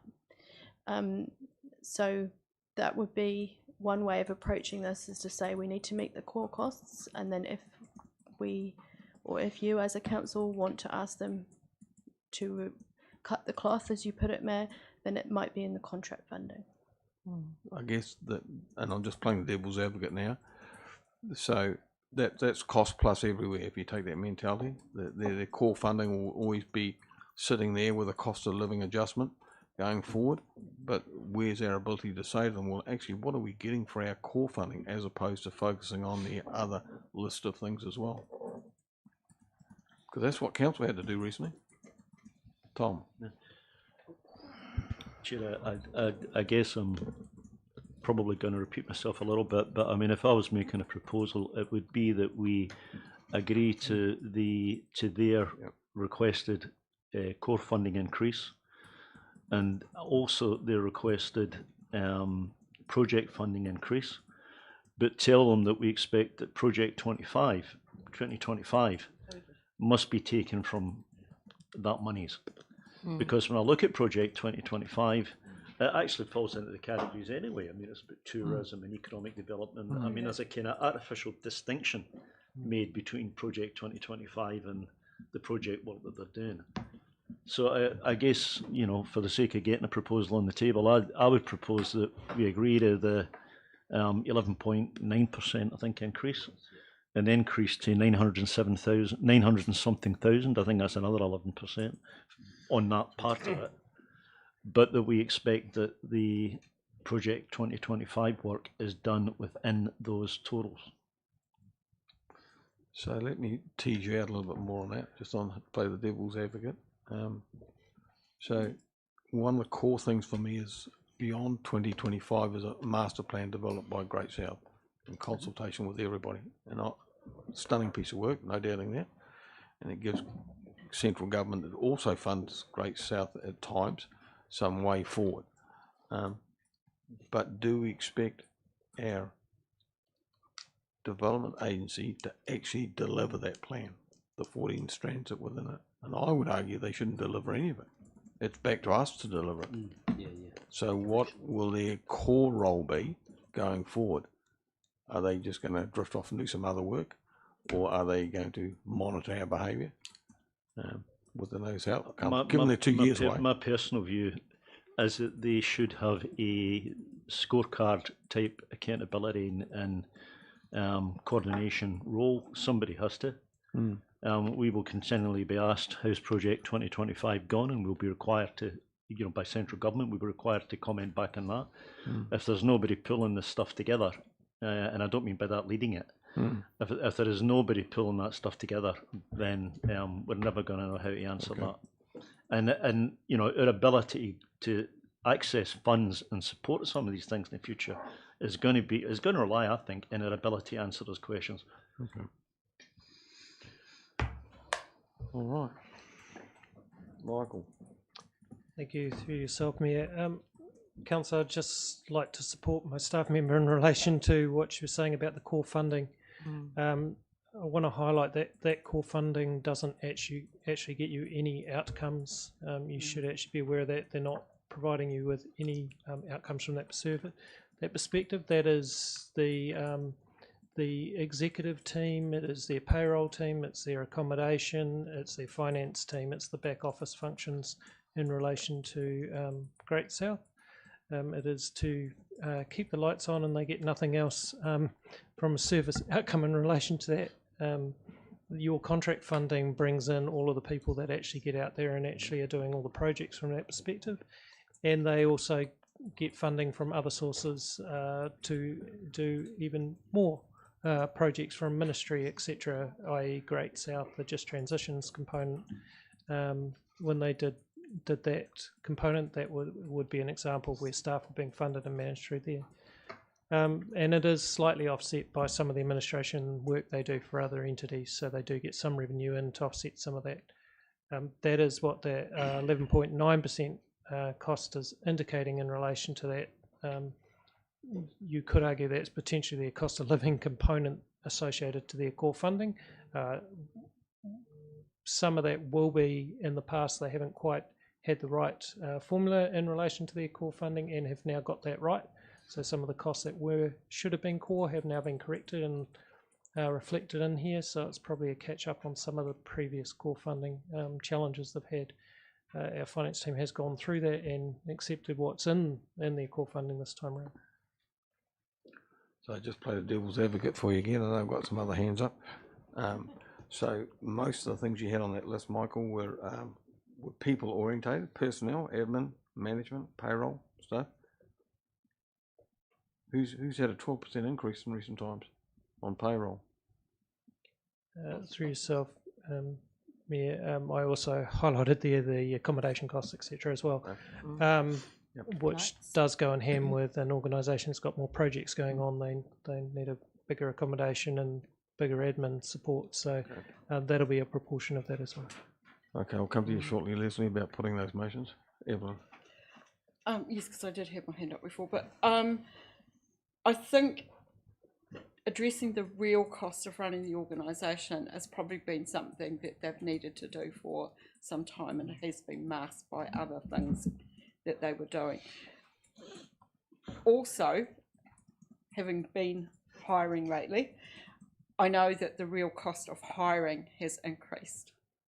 So you replace a person, you don't necessarily get a cheaper person, you often get a more expensive person because the market is tight. So I'm comfortable with core figure. None of us likes to see big increases, but this is a professional organisation. For them to present professional outcomes to us, that needs to be accompanied by the appropriate level of support and accountability. And if our Chief Executive is telling us that our finance team have been through these costs and are happy with them, then I accept that this is the real cost of Great South doing business on the behalf of all the territorial authorities in Environment Southland and the community as a whole. So that's not the bit that I would be challenging if it were me. Okay. Thank you. Grant.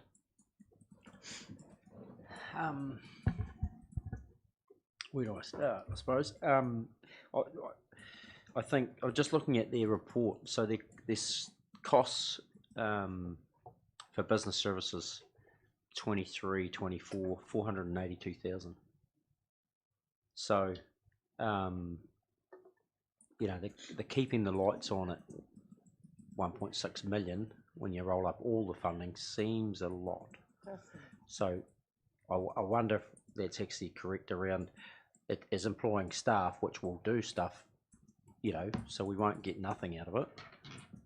And then the other fundings for initiatives that are particularly referenced around the contract funding. I'm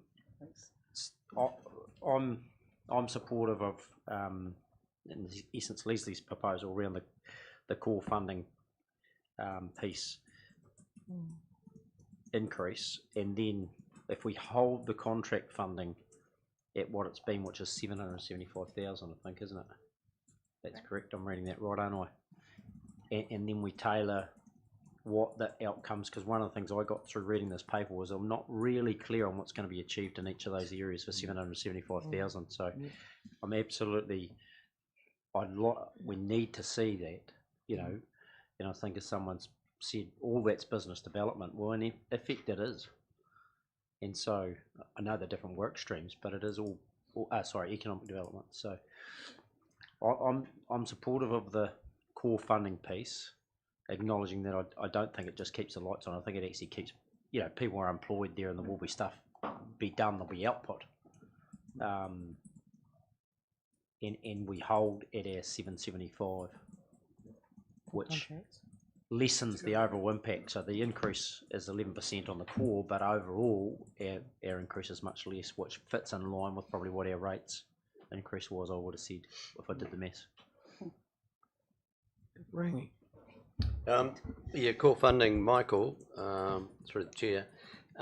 When staff cast the eye over the core funding, does it align with the sort of methodology we use at council, the way we apply costs, and you know, like the essentials? I mean, obviously you have a lot of experience in that, and so do your staff.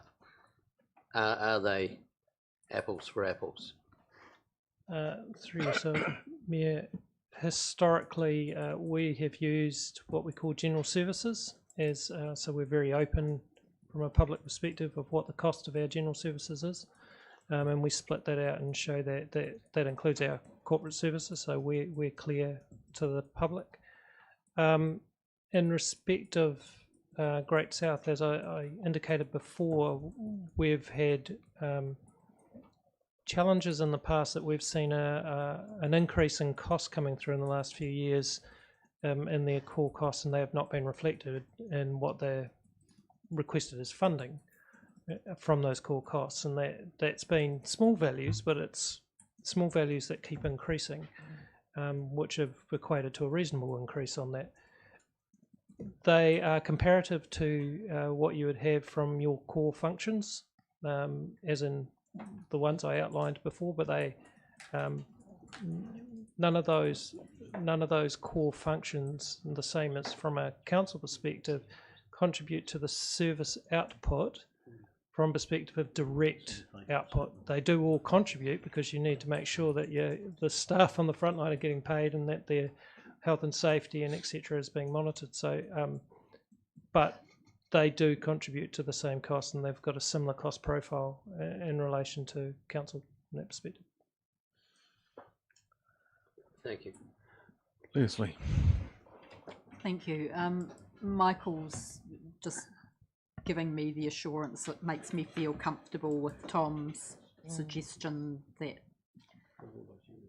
you know, lights on, doors open, basic services delivered at a level that is comparable with what we would expect from our own council operation, does justify the core funding figure. I must admit I was somewhat attracted to Tom suggesting the option 2 figure of 920,000 was the amount of contract funding to go for, and then to suggest that within that larger figure we set the priorities that would encompass all of the material from D to G that's up there as additional. That seems like perhaps a workable way of getting us further. I think if we go for the complete 775, that's our current we're perhaps pitching it too low to really get the sort of delivery we're expecting in a number of areas. Well, it's a reduction in real terms. It's a, well, yes, that was the other thing I was thinking of saying. It's if we stick at 775, it is a reduction in real terms, and I don't know that that's really the message we intend to be sending when we're asking for significant delivery. So the way I see that the increase that's requested for the core and the potential for the larger of the, which is option 2, for the contract funding, it moves us up about 180 grand from where we are today. So that's what we'll be debating for. Yes, sir. Well, I was just going to say, when you talk about core funding, you know, surely those people that are there providing that core funding all have a job, and their job is to provide economic development, I would have thought. We keep seem to be talking like that's something separate, then you do something else. I mean, you just don't have staff, do you? They're there to fill a role. And then you pay them again to do something. Yeah, because they're already Be there. a good job. So when you talk about core funding, sorry, Michael, I'm Well, just thinking. I guess what Michael was saying before was that, I don't know, I don't want any extra. Steve, for argument's sake, not that anybody want to have a Steve name, but wouldn't be part of the core funding. The core funding's the back office stuff, so that's HR, payroll, management, costs like that. The people that are actually delivering the services, physically doing the work, the bobbies of this world, are in the contract funding. He's nodding. Yes. That is correct. That seems excessive. What's excessive? The contract or the core? The core funding. Well, in my view, if that's all that's what, if it only provides that and no economic development, yep, it seems awfully high. Well, I've worked in organisations before that have been NGOs, and I would struggle with a core funding being larger than the contract funding. I mean, it just doesn't sit right with me. But it seems an awfully. I mean, I don't know what the accommodation costs are, so that's an unknown, I guess. But right, 2 last ones, Parnia and Darren, and then I'm going to put the Parnia, and then I'll put the motion just to do the first 3.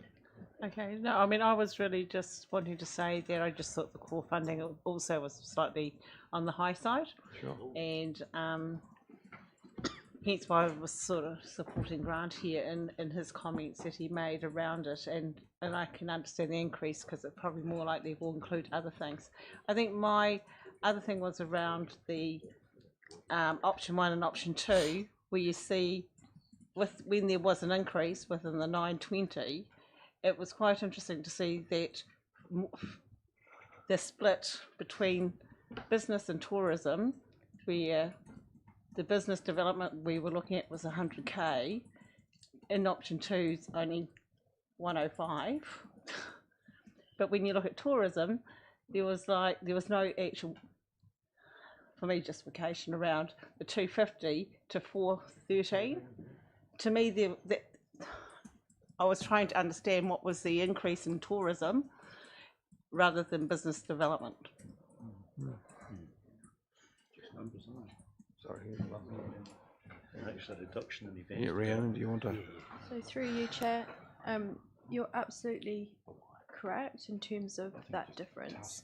So that's why, and the report speaks to this, option 1 or option 2 are essentially coming from different directions.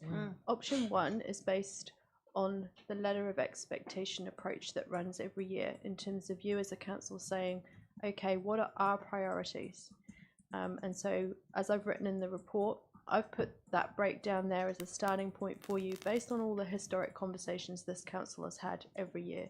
So for example, historically in the area of tourism and events, this council has varied from other councils in the region as prioritising events more significantly than tourism promotion, because it's been the view of this council that events are really, really important for the city, particularly in terms of deriving visitation.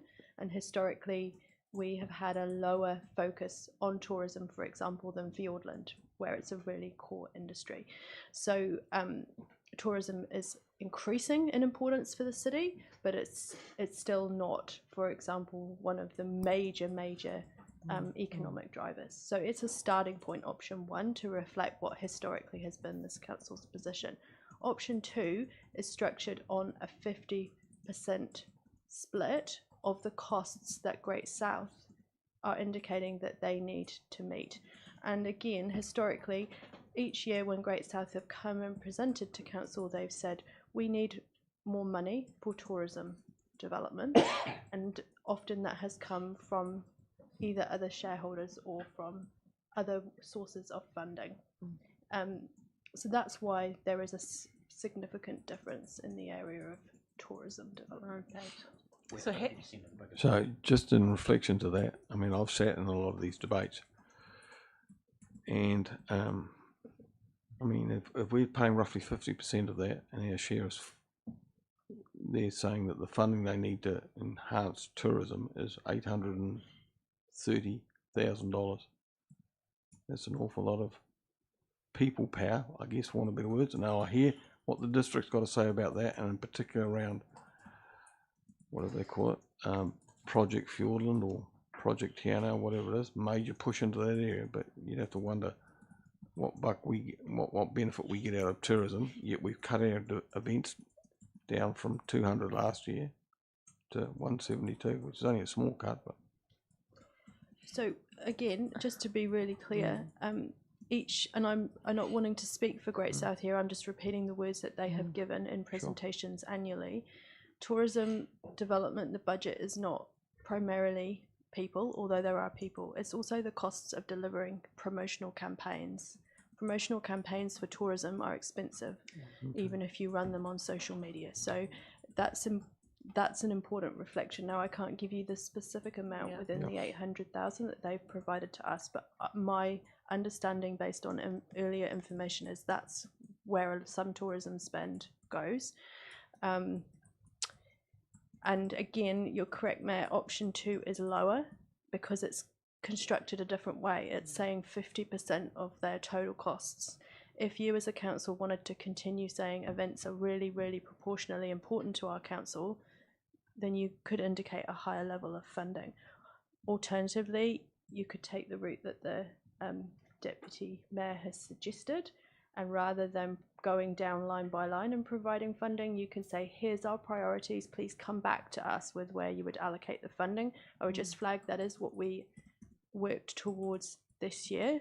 It wasn't, it didn't eventuate that way, but the resolutions are written to try to provide a pathway through what is a really complex operation. Great South does an awful lot of work for the region, which is quite complex. So I know the resolutions are long, but that's why they're provided the way they are, to try to support your decision making. Okay, thank you. so just as one final comment from you there, Rhiannon. So if we went down the path of selecting either 1 or 2, as Thomas suggested, and just left them in the 4 clusters, we wouldn't need the remaining suite of things that say agree or disagree all the way through. I would still recommend, and sorry, would you mind scrolling down, Liz? I would still recommend that you, oh sorry, a little bit further out.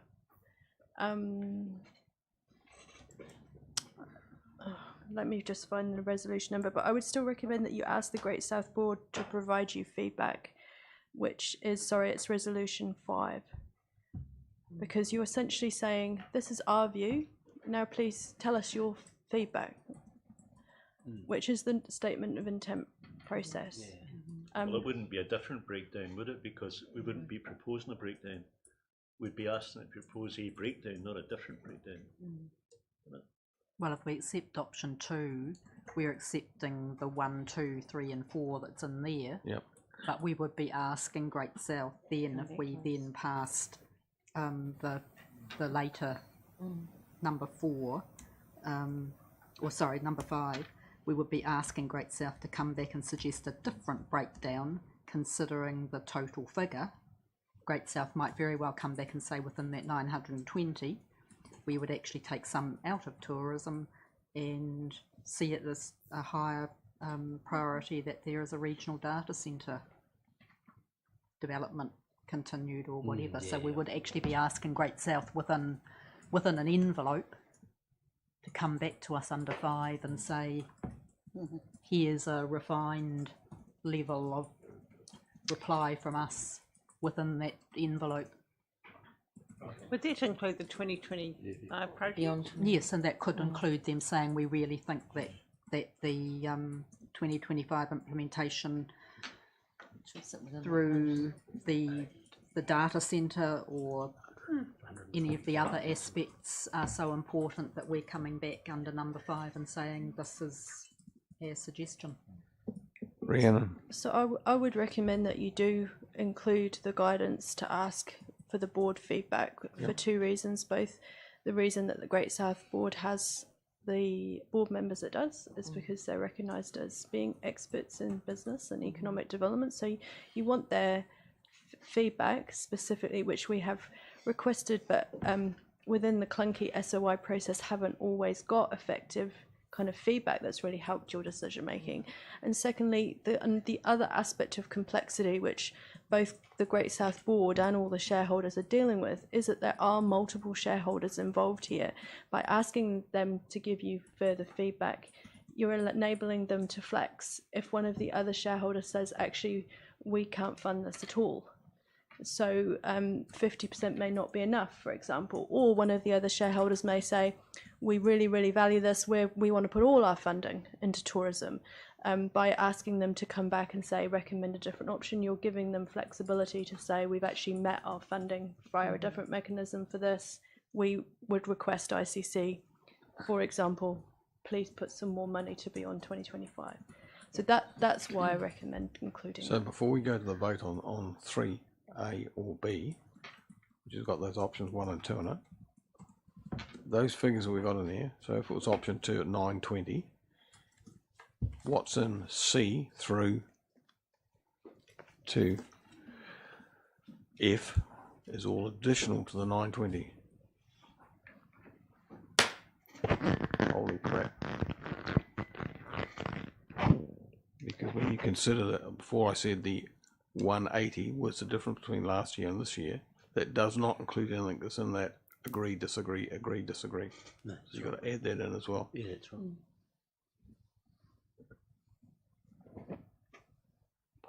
Michael. Through yourself, Mayor, listening to the room, I would suggest that if you're wanting to go down that front, you could go agree, for example, agree to support agriculture and land use funding to come from contract funding. You could take out the dollar terms and you're putting back a signal to Great South that you want it to come, you want to support it, but you want it to come from contract funding. Yep. You don't want to provide an additional fund in relation to it. So just for clarification, Michael, are you suggesting we could pass the core at 22066 and then the contract at 920, but take out the suggested split of that 920, fill in number 4 with the total figure of 2986, and then ask under 5 that Great South comes back to us with a suggested split of what we would be saying is a total figure of 2986, and they could then come back and suggest the C to G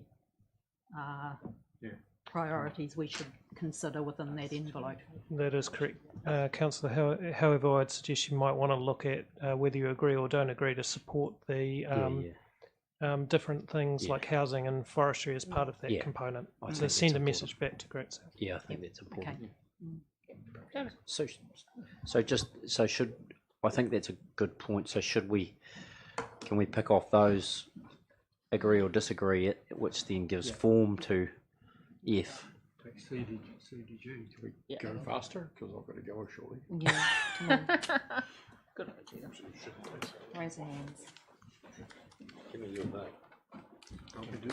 So just for point of clarity, I've just done some quick calculations there. If we were to support everything on those agree, disagree, and Rhiannon is saying we don't have to agree to all of them, our funding last year was 1.68, and that would move the combination of core and contract up to 2.15. Yeah. So that's $500,000 worth of increase.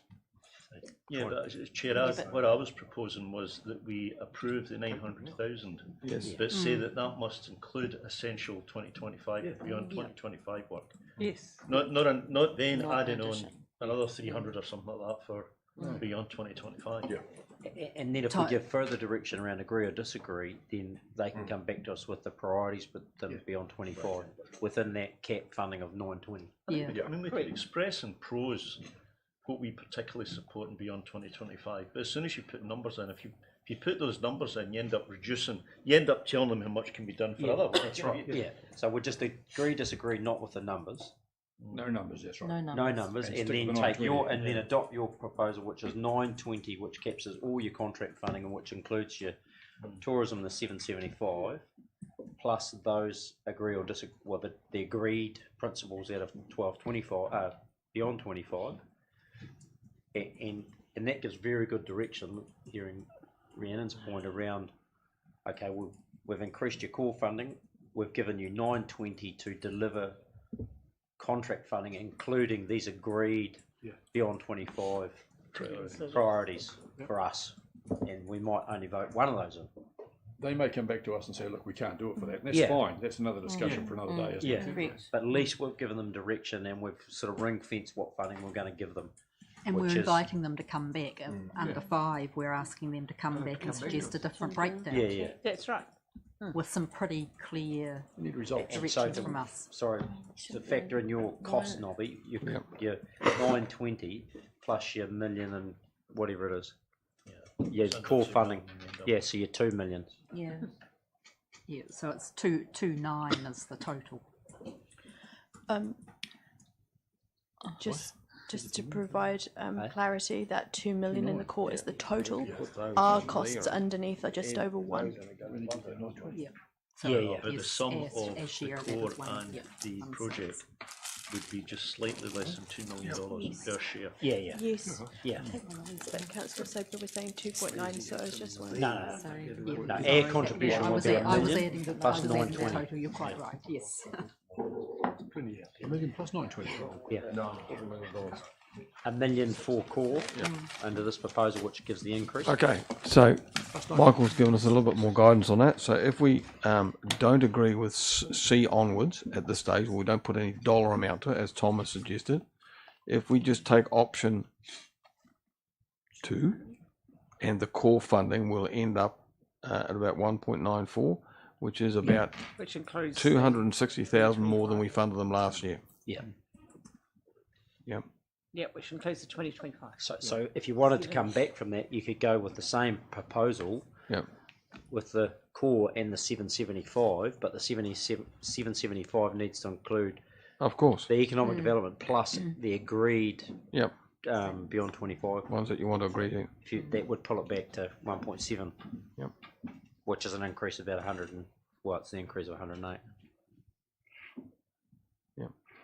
Otherwise, if we took all those agreed, we put another 320 on top. That's right. Or part thereof. 500 we do. Yeah. Okay, I've got nobody else on the list. Oh, Darren, did you want to say something? No, thank you. I did. Yeah. I think I'd rather vote. Okay, right. It's not going to add anything at this point. So I'll put 1, 2, and 3A to start with, and then we'll come back and have a separate vote on B, which gives us the other options. So Leslie's already put up a mover on that, seconder. Yeah, thank you. So we're just voting on the recommendations 1, 2, and 3A, which puts that 11.9% increase into core funding. All right, all those in favour? Aye. Aye. Anybody vehemently opposed? Rangy is. You want it recorded? Yep, thank you. Okay, now on to options 3B and beyond. So I guess we've got two options here. We go for option 1 or option 2, and we can add the subsequent agrees and disagrees beyond either of those two if you wish. It seems that most of the discussion around the table is to go for option 2 without any agrees or disagrees there beyond, and let them come back to us about that. Nodding of heads. Yep, moved, thank you. Yeah, I can Grant, seconded. All those in favour? So we're voting for option 2, which is 920,000, which pushes their costs up about 260 from last year, which is a significant chunk. But we're not agreeing to, at this stage, to any other additional funding beyond that. 0.5%. Sorry? So 0.5% of rates. Of what? Don't. Yeah. But what so I'm, we're taking option 2 as the 920 figure Yes. without necessarily agreeing with the 1, 2, 3, 4 breakdown underneath that. So we're saying option 2 is a figure of 920 for well, contract funding. I'm opening to the movers and seconders if they want to. If we want to have a discussion about that. Whether I'm we, moving option 2, with option 2 being the first line of option 2, with a full stop after 920,000. And I think we should then use prose further down in the letter to describe the issue around this is expected to be an all-encompassing of all project work, including the project 25, and invite them to come back and see how that might be split. Yep. So I would just finish the sentence at 920,000. So, so you wouldn't have the 1, 2, 3, and 4 below it. No, but I'd use some prose further down Which leaves it open to without giving numbers. what Rhiannon was talking about before, where we might ask for more funding in the events development as opposed to the tourism one, for argument's sake. Well, we should leave the door open. I think we should just make it clear that that's the. We are the capital of Southland. So I think it's absolutely an appropriate way to proceed on option 2, to not break it down. But I think you should request that the board provides their breakdown. They have given feedback previously that a lack of kind of clear priorities from council makes it very difficult for them to respond and provide a plan that meets your needs. Now, I think going this way is very appropriate. You have employed a board with expertise, but you do need to be aware that they'll recommend what they think needs to be done, and you may not agree. So it's just important to be aware that if you don't tell them what your priorities are, then they should come at it with their expertise, and they may tell you things that, do you know what I'm trying to say? Could you leave the 4 there and just take out the dollars? If those are what we're wanting, if those are the 4 areas of coverage, I would remove just, the dollars. my view would be to meet the Deputy Mayor's priorities is to just simply change it to option 2, 920,000, requesting the Great South Board to indicate where that funding would be allocated across economic, business, tourism and events. Just leave the 4 And then just include the additional line as suggested. We would also want to see beyond 2025 outcomes as possible within this amount. I think you've just wordsmithed it. Yeah, exactly. Nice. Then we pass, or we put up resolution 4 and 5. Resolution 4 being the total figure we've agreed to, and resolution 5 being the invitation to Great South to come back. And I also think Rangi was right about 6A and 6B. Yep. I'd really highlight those. They're not needed. No.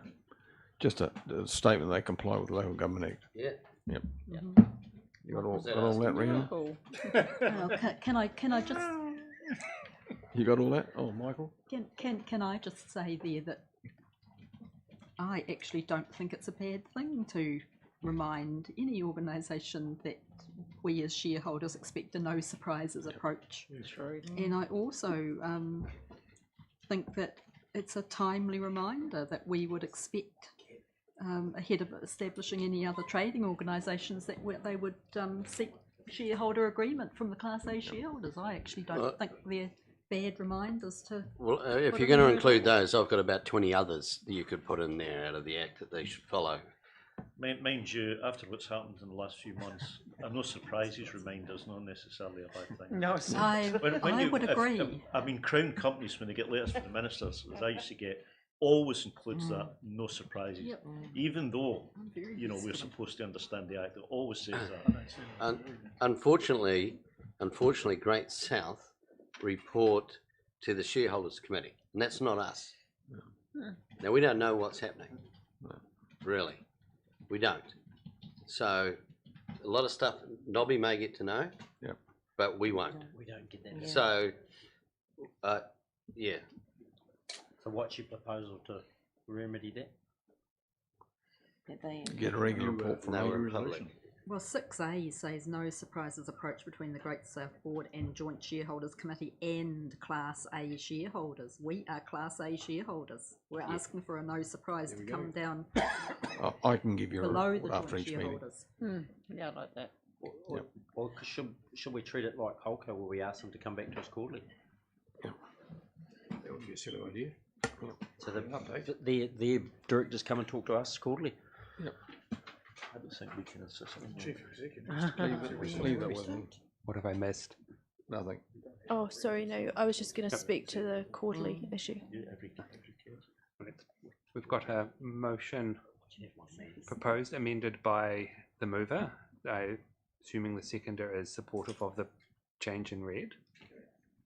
Yeah. You're going to take the dollars out? Yeah, we have taken the dollars out. Yep. No. Do we want to May say I- of implementing beyond Do you want me to speak 2025? to that question about the quarterly reporting? You can do. I think it's really important to be aware the holding company really only has us that they need to report to. Great South has many shareholders. They have a really kind of broad stakeholder base and a lot of people to get round. So, Can they not have us all in one room though? well, they do that in terms of their Quarterly. regularly. They don't. They have it. I think in the agreement it's 3 times a year at the moment. So I just think it's important to be aware. Yeah. To be fair to them, they have many shareholders. Yep, I can facilitate that. Yep. Right, Evelyn. Just that it's redundant to include the costs of beyond 2025 to be included within this figure. Don't leave out the to be included because it's implicit within the whole sentence. Yeah. And beyond. Good point. Thank you. A little bit more of that will. Yep. I do think you need the implementation word in there of beyond 2025 implementation. Yeah.